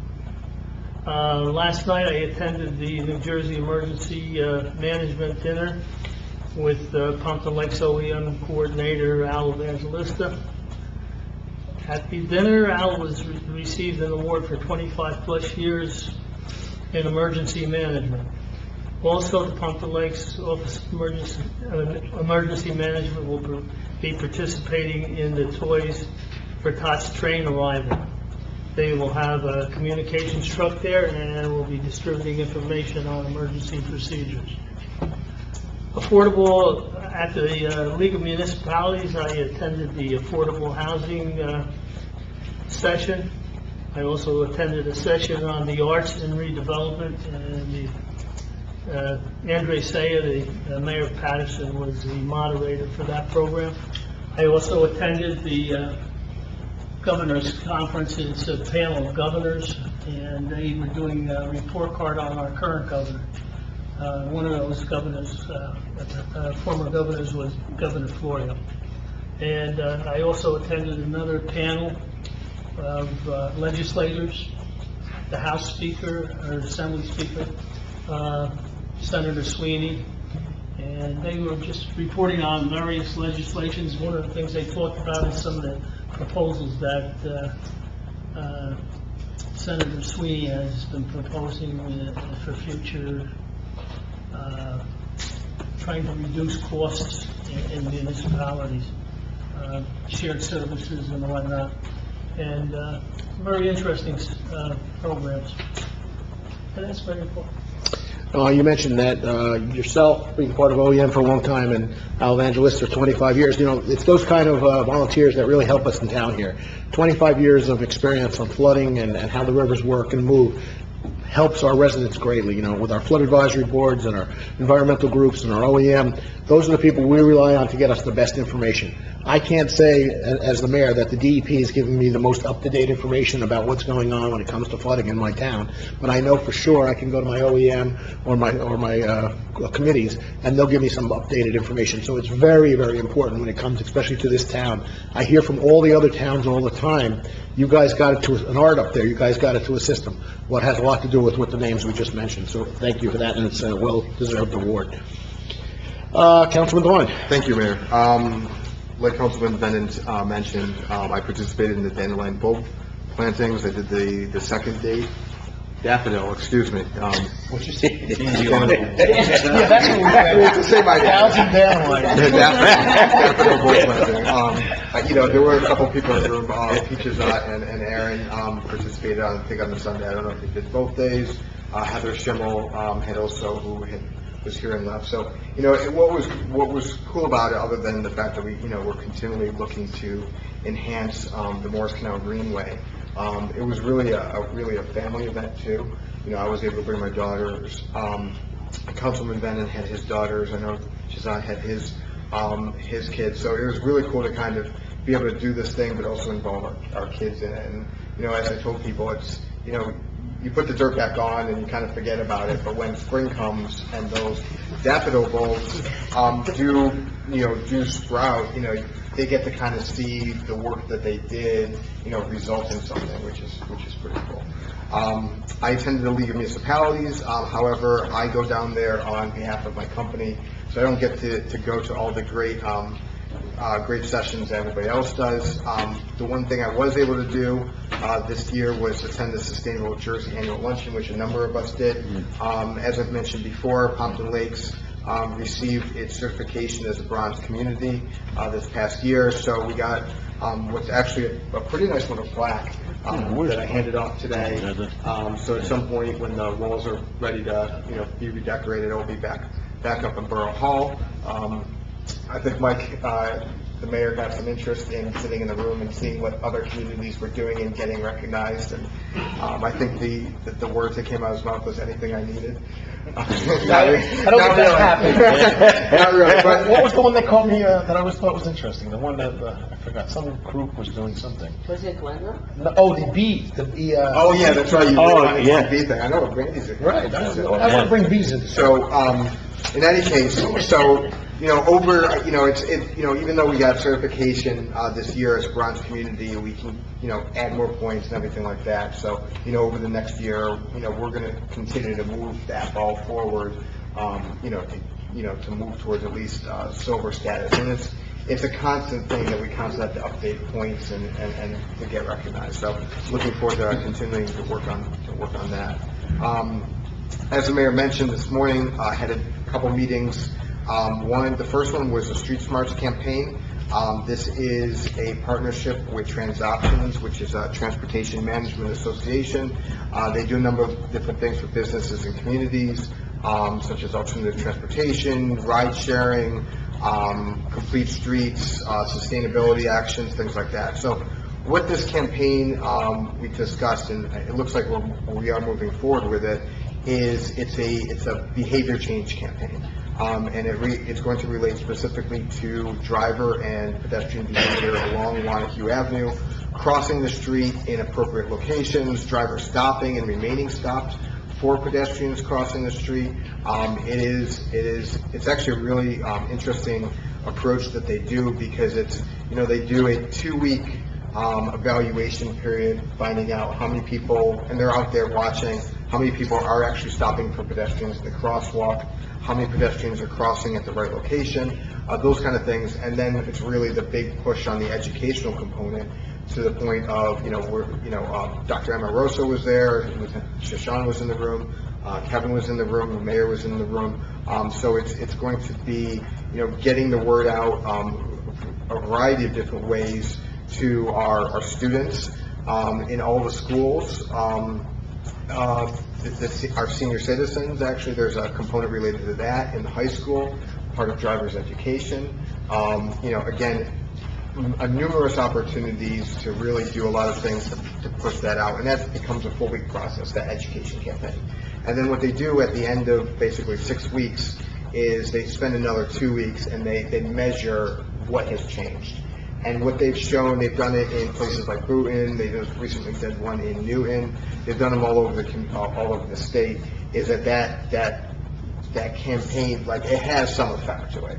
Whether it continues to, stays with that is another thing, but, I think some of the things that we're approaching it to talk to the high school students who continually cross Wanacue Avenue to go to lunch and things like that, we can make it, I think, a little bit more sustainable in, talking to them from the enforcement standpoint, talking to them from an educational standpoint, and then getting the word out to the parents, so the parents are educating our children as well about it. So looking forward to kicking that off. We're going to be kicking it off in the fall, just because of the timing. It's better to have sort of a back-to-school kind of effort where there's the opportunity of incoming class rather than trying to do it late spring where you're sort of running it through a outgoing class, basically. So, And the two things there I think that are important is, one, they're going to educate the kids in the school themselves. During gym class in 8th grade and down, we'll actually take over the class and do some teaching for them or help them teach that. And the other thing is that there's no real cost to us involved with this.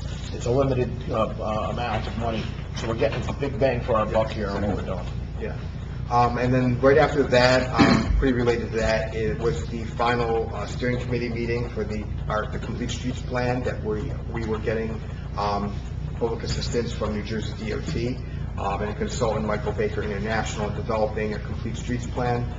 Really, the committee got to review the draft plan, make some additional comments on it. They are taking that information back, and they're going to make some additional adjustments to that draft report. Now, the next step for that, and in some ways the Street Smart campaign is going to be sort of an implementation action of this Complete Streets Plan and a number of other things that we're going to be looking to do. But when we get the final draft back, what I'm planning on doing is putting it up on the web, letting people know about it, providing at least a 30-day public comment period, allow the public to see it, provide some feedback, things like that. And then I've already talked to the planning board chair of having it being adopted as an element of, a special element of our master plan. And there's a number of different things why I think that's important. One, it sort of formalizes that, this is the plan that we want for complete streets in our community, making bicycle and pedestrian activity safer and more convenient. Two, it gets us sustainable Jersey points, which again is something that we're going to be shooting for over the next year. And, three, it gives us a roadmap towards it. So at that point, again, we'll be looking to the planning board to adopt it, and then at some point, we'll be talking to the rest of the council about passing a complete streets policy that sort of formalizes even the implementation of that plan, as when we're doing roadway improvements to a certain level, these complete streets improvements become part of that program. And that concludes my report. Yeah, I found both meetings very interesting. You look at it and you say, oh, that's some big changes, but, if it's a little at a time and over time frames, I think it'll work out well for Pompton Lakes. One of the things I forgot to mention in my report, very important, we just announced, or I'm sure it's in the administrator's report, we announced a pretty big shared service with Bloomingdale. Bloomingdale will now be taking care of all our mechanicals on all our trucks, police cars, anything that we drive. We'll actually be helping to pay for a third mechanic. They have a full setup garage with all the computers and everything needed to run a garage over there. They do 2 towns already. They do Kinnelon themselves. We'll be going in with them. It's a good shared service. We'll be saving some good money from it, I think, and we'll get our maintenance back where it should be on all our equipment that maybe has been a little laxed in the last couple of years. So I hope to see good things with that. If a plow breaks down, we'll be able to call somebody right away, and hopefully they can, if it's something small, they can come fix the plow right there on the street. If not, we'll bring it to their shop, they'll repair it. They'll do everything really from replacing engines and transmissions almost to just doing oil changes, which you would be amazed how much oil changes cost on police cars over a year. So we're saving a good amount of money. I'm very happy with the shared service, so let's hope that goes forward. Councilman Giaconetti. Thank you, Mayor.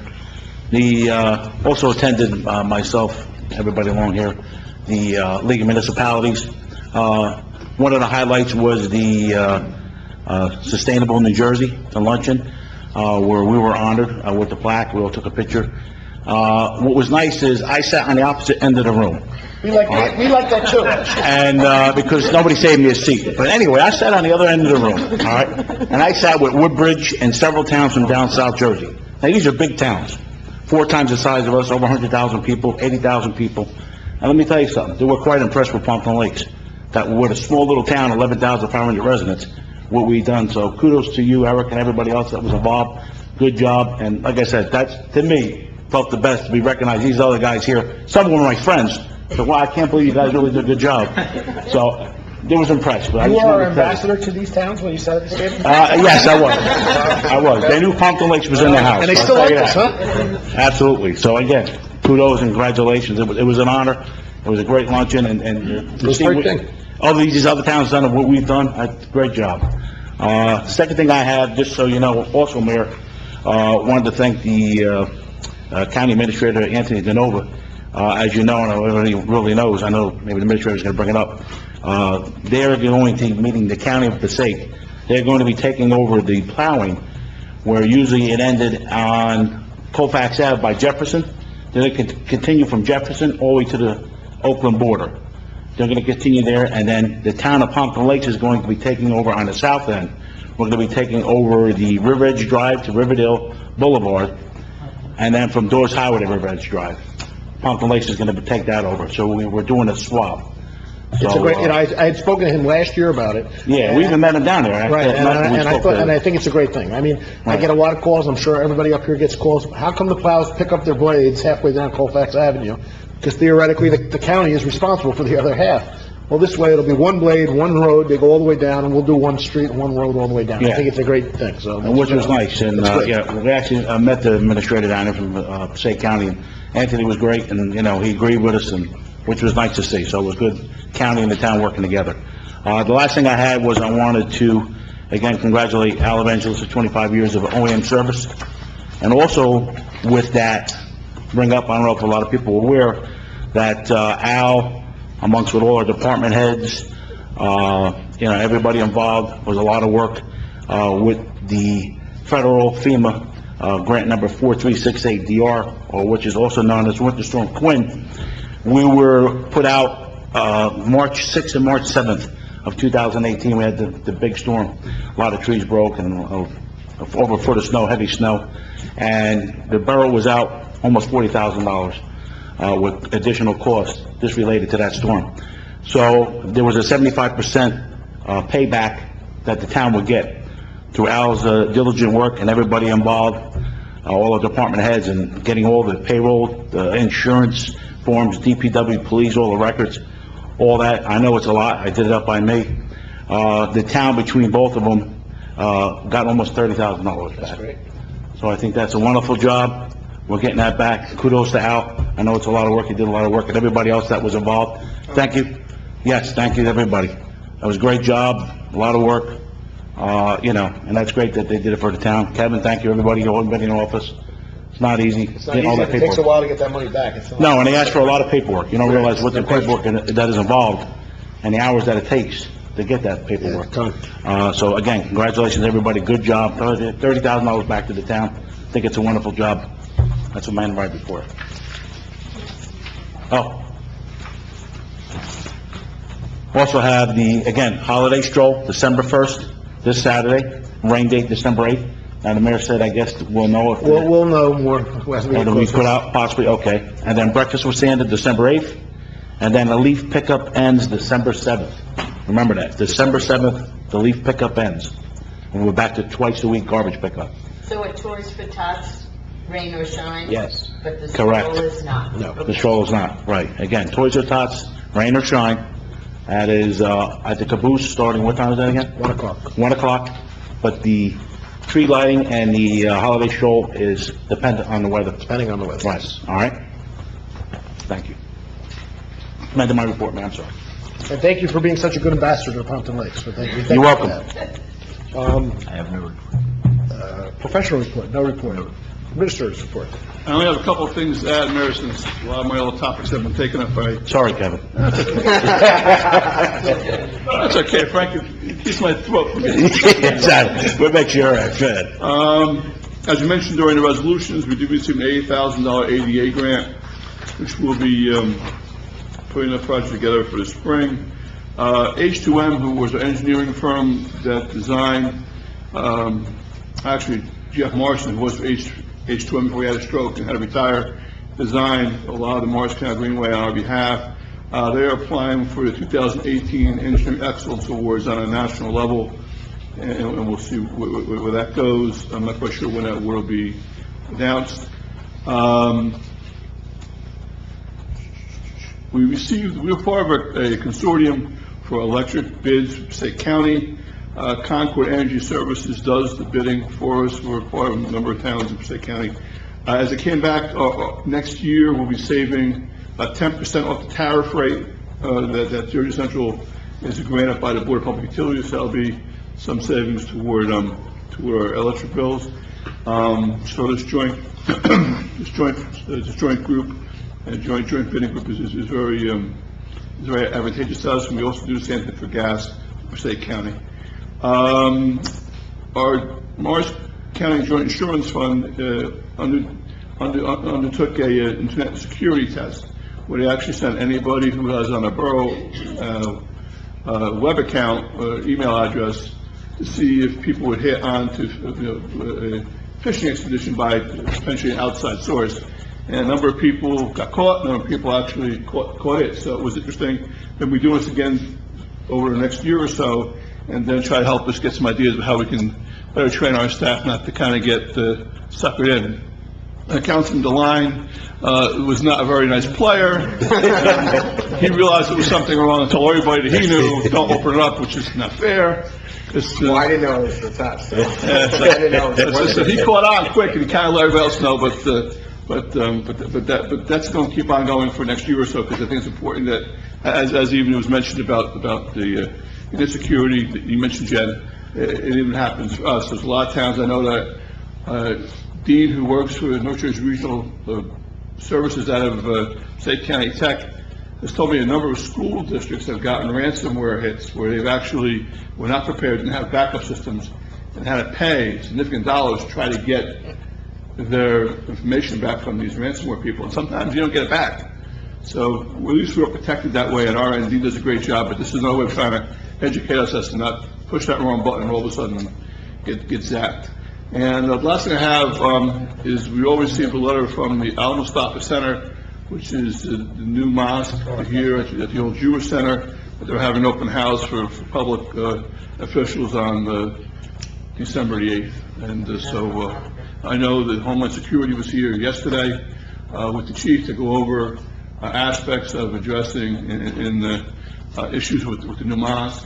I know the chief is going to have all of his staff meet the Home Security and representatives of the mosques as to how we address issues there. Fire department be involved, first aid squad, because as you go into the mosque, as a religious place, there are customs and usages that are a part of the Islamic religion we have to be aware of as we enter that religious space. So it's a learning curve for all of us, and it was nice to meet the local representative of Homeland Security, former FBI agent, and it was an education on my end. So that'll be rolling out over the course of the next few months for all of our volunteer emergency services and the police department. Okay, we have no road work going on now. We're done with all our road work, right? The weather killed us, Mayor. So we got nothing. Okay. So whatever we're going to do, the Grant Ave will be done in the spring now. We are doing the Summer Ave retaining wall. That's not a road job, but the Grant Ave, it got too cold. That was it. All right, so we're done with all the outside work really until the spring. Very much. Okay, any questions for the administrator? Yeah. But Summit, you said, is still on? They're doing the Summer Ave retaining wall, absolutely. Yes. Okay. Because there's no paving involved. It's retaining wall and groundwork.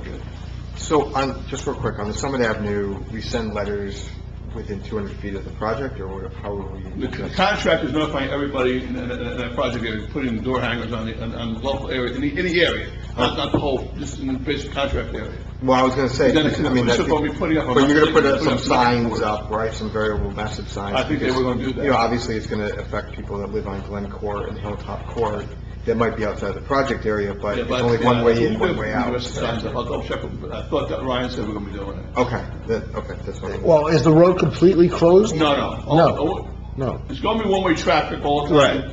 There might be 2 or 3 different occasions we have to completely close the road. You have to bring the big crane in to bring in the blocks to form the new retaining wall, but most times it will be one-way traffic. One-way traffic. Yeah, Are I you think going it's to just- be keeping the gate open by the falls the whole time during that project? As I believe they are. Oh. Okay, that's good to know. But The other thing is, I just wanted to follow up on the energy contract. So the winning, there's 3 bids, or those are three participants in that Constellation Energy services that we're getting? Well, what happened was there were 3 bidders. Concord Energy is the company that's hired by the county to run the bidding process. And then there was 3 bids, and then you had people who were in the Jersey Central group of electric service and PSD&G. The one that won the Jersey Central was, for us, to be at 10% off the tariff rate. They were at tariff rates. You know what I'm saying? There's a tariff that's set by the BPU. Whatever that tariff rate is, John, off the top of my head, we'll be saving 10% of that tariff rate. Okay, so which bid group are we in, though? That's what I'm trying to understand. The only reason I'm asking is because I noticed that bid group 1A and 2 does have what they're calling an enhanced renewable energy project, or product, rather. And I'm just curious about that, because, I'll have to again, look at it. I mean, you don't have to answer that now, I'll but look at it. I'll look, I just want to talk to you about it, because that might be able to get us some sustainable Jersey points too, and I'm just curious as what we're able to sign up for. Right. Regarding this. We're bid group 5 and 6. We're bid groups 5 and 6, JCP and Ellicott. Okay. Okay? Okay. Thank you. Other questions? I just have one question, actually, for Al. Is there some type of reverse 911 call going out? I heard that there might be for parking when it comes to the stroll. Was that talked about? Yes, we did mention that. Is that happening or not happening? If you'd like it to happen, we'll make it happen. All right, so that is about parking downtown Wanacue Avenue, what time you have to get the cars off the road? Correct. Okay, and that's, Also, the traffic would be detoured and rerouted. all right, so let me ask you, We want to make sure people know the stores are open and accessible, Yeah. even though the road is closed. Okay. They have to walk a little further, but the biggest complaint we get on that main street when the road is closed is that people think the stores are closed. right, And the stores suffer, business. So we want to let the public know if they're parking on the 2 side lots, they can still walk up to the street and get the hardware store, the cardinal, whatever. so it's funny, because the bid is doing this to help the businesses, but at the same time, the businesses complain It's that's... down to- All right, so the question I had for you about that is that some kind of mechanism we'd like to use if the stroll is postponed? Sure, we can do that. So maybe we'll put it all together in a As long as reverse... the public good. Yeah, so maybe that's where we can reach out to everybody if we need be to do that. Okay, great. So we know. Okay, motion to open the meeting for public comments. So moved. Councilman Ryan, Councilman Giacoletto, all in favor? Aye. Against? Anyone from the public like to address? You got your free term, and now you're gonna have to do it. I don't know. I was gonna say, but I'm speaking as a resident. Evangelista, Ringwood Court, Pompton. The definition of insanity. We all know what it is. Being mayor? Well, that's it. I think for all the years I've been coming here, we discuss this every year, and that's the parking meters. Who can tell me the date that the free parking started? 12. Anybody in this We room? addressed this already. Anybody in this room know the date that free parking started? So here's what I have been proposing for the last umpteen years here. Thanksgiving to New Year's Day. Thanksgiving to New Year's Day. As a matter of fact, they even suggested one year putting it in the ordinance, under the parking section, parking meters. From Thanksgiving to New Year's Day, It's a great idea. free parking. I don't have any And problem. for this reason, you don't need to discuss this every year, because, number one, the chamber doesn't decide when you grant free parking. You're the governing body. You determine when it's going to be. I know they'd like it sooner, they'd like it later. After the 2nd of January, it serves no purpose. Okay, it's a give back to the customers that support our businesses. Okay, it's a nice how do you do. It's very simple. I told at least a half a dozen people over the last week. I saw people trying to put money in the meters. I said, okay. I also spoke to the president of the Chamber of Commerce for several years in a row. You know, they want to decorate the meters. They want to put a little candy cane on them. They want to put a straw bag on them. And the people are lifting the bag up to put the quarters in the meter. Then I said to them, they sell meter covers that say, happy holidays, free parking. It would take someone all of about 2 hours to put every single bag on every single meter. They all match. They lock on there with a tie-down strap. Nobody has to waste their time making up a creation and all this type of stuff that nobody wants to do it. It's time-consuming. Very laborious. Put the bags on there, put a zip tie on it, bang. January 1st, you go out, you cut them all off, open for business on January 2nd. Good job for you, Al. You go. Life can be so simple. I'd be happy to do it. Just to set the example. Well, I'm going to ask Bill to bring us back to the bid, because the bid is the one... Yes, the bid should buy these bags. I agree, 100%. They're commercially available. Other towns use them. And they're nice. You can get them in different colors, red and green. And I like the idea of They look two very holidays. attractive. Let's go through holidays. And here's the last thing that I discussed with the chamber. I won't mention any names. They put a little label on there that says, free 2-hour parking. I said, why are you doing that? We have no ordinance that covers 2-hour parking. We have an ordinance that covers 3-hour parking. The limit at any meter in our town, money or not, is 3 hours. So if you have someone that parks there all day, which they're afraid is going to happen with no meter collection, and it will. You'll have business owners parking there. You can still enforce that summons for 3-hour parking. You can't write the summons for 2-hour parking. So I said, please make it 3 hours. Well, that's too much time. Nobody needs that much time to go into a store. That's not the point. You want to create a rule that you can enforce. You can't enforce 2 hours. It's a nice gesture, but that's where it ends. If somebody calls the police and said they've been parking here 4 hours, you can't write it. So you can write about 5 summonses on a parking spot. Being outside the box, being over the white line, being too far from the curb. All the ordinances have to work for everybody.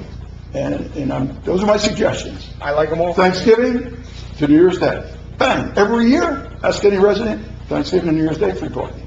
I will Fair reach out enough. to the bid executive director. Secondly, get the bags, get them in multicolors, green and red, whatever they want to do. Season's greetings, free parking.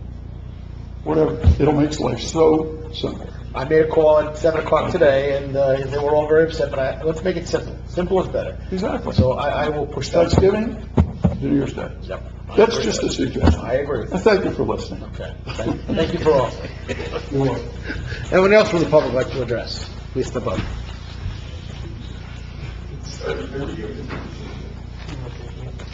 Randy Hitton, 443 Montclair Ave. I want to thank Councilwoman Reichert for bringing the point up that yes, the results weren't in the last council meeting. The results for the election are in, and I want to congratulate Councilman Devine, Councilwoman Reichert, and Councilwoman Polidori on the election, and I look forward to working with all three of you in the future. Number 2 was the recycling that Councilman Benham was talking about. Is it better for us residents now not to use plastic bags for our recycling, or just to leave everything loose in the can? That's what the gentleman recommended.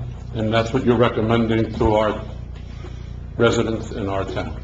Well, that would have to be a change in our recycling requirements. Right now, you can still put plastic bags in recycling. It's a suggestion. Right, it's a suggestion. So we'd have Right to- now, our vendor who takes our recycling has not deemed Right. that as creating a load to be a problem. If that eventually changes, not to eventually change our All right, so right now it's just a suggestion, and the residents can start adapting to that suggestion. It would be helpful? Yes. Oh, good, thank you.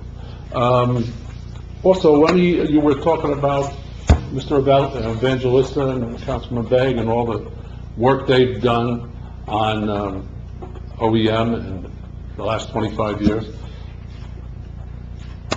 Our environmental officer did so much in the time that he was here. Is there any movement on a new environmental officer? Well, there's some discussion, yes. Well, we're still seeing how we're going to handle that, but yes, there is. All right, so you are discussing? Yes. Okay. All right, thank you very much. Thank you. Anyone else from the public would like to address? Please step up. Hi, Peter Shazat, 314 Woodlawn Avenue. Has anyone given any thought to somehow doing the parking meters via credit card, whether it's the Uni meter booth, or I know there's some apps that you can sign up for. I didn't know if... Yeah, in the new redevelopment, when redevelopment comes in and we're gonna have to change our parking structures, we will be having Uni meters in, yes, definitely. Good. Secondly, I'd also like to extend congratulations to Alan Iglesias. I saw that Sandy Lazaro had presented an award to you on Facebook. Also to, I'm going to mess up the name, I know, but congratulations for the bronze Sustainable Jersey. Was it? Sustainable Jersey, right. I was going to call it the Green City, but I think that's something different, actually. So congratulations on that. That really is fantastic. And I'll save the best for last. I also would like to extend my congratulations on winning the election. That was an intense experience for me, and I'm sure you're all going to do a fantastic job, so congratulations to all of you. Thank you. Thank you. Anyone else from the public like to address? Please step up.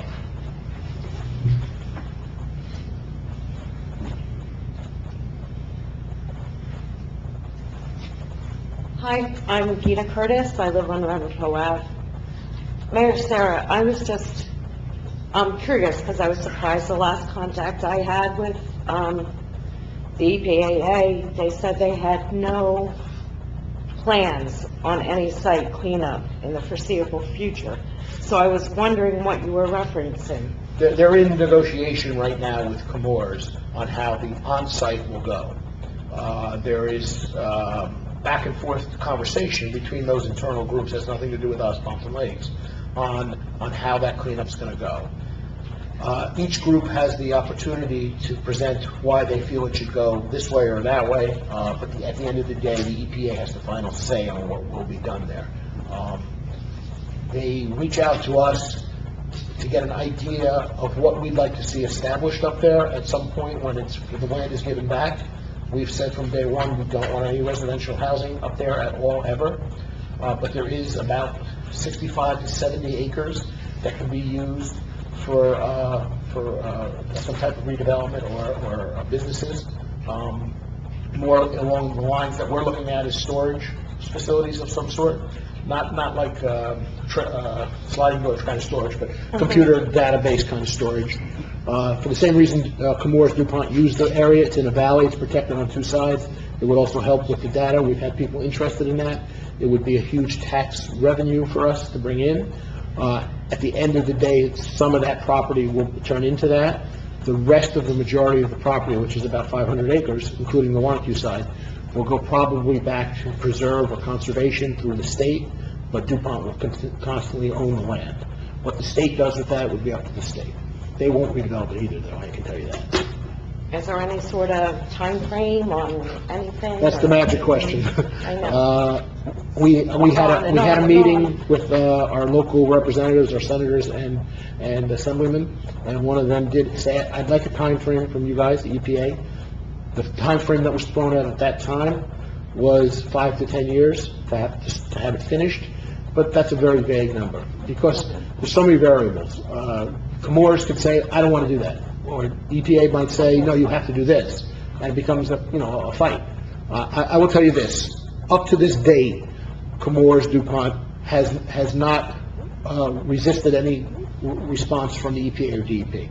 When they were asked to do something, they did it and didn't fight it. But that was all off-site. Now we're going on to their property. They have more of a say what goes on their property because they own the property. So that's where it could get a little involved. Right, and regarding that meeting, there was no information forwarded to the residents? Nobody had any idea? The meeting was set up by the DEP and the EPA, not by us. I understand that, but all interested parties were there except any member representing the residents. No, we had numerous residents there that were invited by them. Invited by who? The EPA. Okay. So they had numerous residents there. They wanted to have a free back and forth conversation. I will tell you that the EPA administrator who came that day also met with the unofficial CAGs the day before. which I was not invited to, I was not allowed to go to. They did not want me there, and I respected that. But they did meet with them the day before. And then the EPA asked to have a meeting with selected residents from the town, a couple council people, and a couple state senators and assemblymen, and the commissioner came to that meeting also. Okay, and there's no minutes or no... You'd have to talk to them if they have, we, as a town, took no minutes, but I don't know what the EPA and DEP did. They didn't take minutes either, I don't know. I don't know. so go figure. But I think But if you were that's to... what the, like, there seems to be a lack of transparency with... Well, and I think that's what most of the, I know Councilman Dewan happened to be there, was anybody else? Somebody else was there, I think. I think a lot of the conversation that I led from that meeting was, I need a better representation from the DEP to the residents about what's going on. I think the EPA has tried. Yeah, we have Pat CPA. Right. I'm sorry to interrupt. No, and that's, I'm going that route. If the EPA can do that, why can't the DEP do that? Yeah, that would be And I great. think, just quietly, I'm going to tell you this, in the next couple weeks or months, I think we might see a representative here soon from the DEP, which would be great for our residents to ask a quiet question in a private room Yeah. about their own property. I don't see why they can't do that, to be honest. That would be great. So that's what that meeting was spent on, and they admit, the commissioner herself admitted, one of the biggest downfalls she sees to the whole thing is the way the communication was represented between all groups to the public. But it's also a very tricky thing to do, to try to get every resident, whether it's a renter or an owner or a landlord, to get them all the information and then spread from that point. You might give it to a landlord who then just doesn't give it to his tenants. So it becomes a very difficult, so today, this agreement that was announced, that I announced this morning, most of the conversation I had with the DEP was about how are you getting this information now to the residents? Okay, you can give it to me and I can announce it from the dais, but not everybody's watching this meeting. I suggested door to door. They should be knocking on the 400 doors. It's not that many. Hire a couple people, knock door to door, talk to someone physically, and explain what you want. They say that would be very time consuming. That's what I suggested. What they're going to do is anyone who wrote an email or stood and spoke up at any of their open sessions will get a personal email from the DEP answering their concerns or questions. Now, a lot of those questions are in groups because a lot of people ask the same question. So they'll be grouped to all those people that asked that question, but those people should be getting a response within this week, either through mail or email, or even a phone call. Yeah, that's good, because it's been about a year. Yes, it's been about a year. And another reason we had the meeting is because I requested the meeting saying, look, you told me it would be 5 to 6 months to have a decision on this. We're already at 8 months. You know, when do we get a decision on this? So we were pushing them to find out. We wanted to know, too. We wanted a decision on what was going on. And I'm sure you were aware there were some bumps in the road about what happened with the meetings, and they lost some questions and things, and that's what they're using as the reason why it took so long. I think communication, though, going forward is the key, especially with the DEP. The EPA is at least trying to communicate. You know, they have their weekly, their monthly newsletters that go out. They come here every once a week, every Thursday, to talk to our residents. They have the sessions they open up to talk. The DEP, as of date, has done none of those things. Has done nothing. So I think they're aware of that. So I think that would might be change. great. This new commissioner understands that, and that might be the change you might be seeing coming. Yeah, and it just, one more comment, but thank you. Just the communication between the two agencies, like you said, is somewhat frightening. It is. That they would clean a lake at a lower altitude than the site. Well, and that, see, there's It is escaping still. No, that's not true. See, the miscommunication there is, there is systems put in place. I will tell you, I had a meeting with them, 2 weeks ago. They're going to announce this themselves, and I'm not going to steal their thunder, but things are getting better in the plume, just by natural occurrence, not by any method that anything that's being done. The system they have in place is doing the job. It's keeping everything within the site. Nothing more is coming off of the plant area. They do periodic testing through the mines and wells that are set up, and these wells from private organizations, not from DuPont is not monitoring this, are saying nothing is growing. There's no numbers getting higher. So they're pretty reasonable that they think they've controlled it onto the site, and that's why the next stage will be moving onto the site. So they think they've done what they can on the outside. They're going to move on to the site. Yeah, just the other thing, when you talk about the site, they had what they call shooting ponds up there, where they shot off waste material and whatnot. Those have all been cleaned up on site already. The acid brook through the plant all the way down to the lake was cleaned up before the lake was cleaned up. Yeah, it was cleaned twice. So that's all previously been done. Right, so, and again, I'm gonna let the DEP, they are in, again, going back to that communication, they would like to have an outreach program somehow, we're still not sure how that's gonna go, where they're gonna give some information about what they're doing to the residents, but I think there'll be some good information in that. they Yeah, put out. that would be helpful. Yeah, I think that is gonna be very helpful. It would be. Thank you. Okay, thank you. Thanks. Anyone else from the public like to address? Seeing no one, can I have a motion to close the public session? So moved. Councilman Bennett and Councilman Day, all in favor? Aye. Against? Privilege of the floor, anybody privilege of the floor? I'll take privilege of the floor. Okay, Sorry, real quick, it is the end of November, yes. and my upper lip is a little further than usual. As I've done in the past years, I'm participating in what's known as Movember, which is to raise awareness and funding programs for men's health issues, that being testicular and prostate cancer, mental health issues, and suicide prevention by men. It was started by 30 friends in Australia back in 2003, so 15 years ago. The Movember Foundation has grown to over 5 million participants. So if you think I'm only one of the few growing a mustache, you're mistaken. And has raised nearly $830 million, and that's Big number. up until this year. The foundation now helps to fund over 1,200 men's health programs in 21 countries, and is ranked 49th in the top non-governmental organizations around the world. So that's the organization that I like to support, and I just want to raise awareness that those kinds of organizations out there to raise awareness and programs for men's health. Thank you. Great, thank you. Make a comment on that? Sure. Yeah, if you look at some of our police officers, you'll notice they've also been growing beards and whatnot for the same purpose of that. They're in support of the same program. And I might as well end with, remember to bring a toy for Toys for Tots at 1 o'clock. If you can't drop it off in person, there's many drop-off stations in town at most of the stores. Unwrapped toy for boy or girl, doesn't have to be marked, and just drop it in the bin. We always like to fill the train, so let's get it filled this year. And I thank everybody for coming, unless somebody else. I wanted to make a quick comment about our opening topic, and this is me speaking as a mother. It has nothing to do with any facts gathered from any of our surrounding communities, any potential monetary benefits, pros or cons of any kind. It's my opinion, and it has nothing to do with medical use, strictly in regards to recreational. I have a daughter. I raised a daughter that is now 18 years old, and from her time in middle school, all through her time in high school when she lived under my roof, she started to have a little bit more independence and freedom, and she would go out with her friends, and I would sit home and worry. I would wonder and be concerned that she was going to make smart choices, which she always did. But we worry about our kids when they're not with us and when they're out, and are they going to drink? Are they going to try drugs? She's a girl. Is she going to get in a situation where someone else is drinking or doing drugs? And now she's in college, and I think that I raised her with the right values and that she will make smart choices and continue to make the right decisions while she's there. But now I have a 10-year-old son that is going to be starting middle school next year, and my worries and concerns will be the same for him as he starts to experience more freedom and leave the house and go out on his own and make decisions.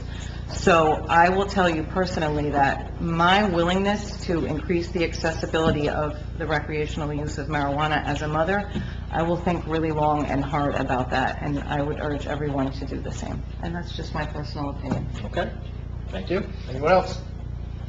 Okay, motion to adjourn. So moved.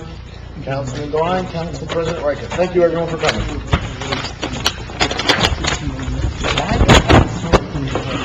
I don't know why you're saying, but I'm quite sure. I tried to give him to you. I'm quite certain we have it. Eric, do you remember catching something about not having vape shops?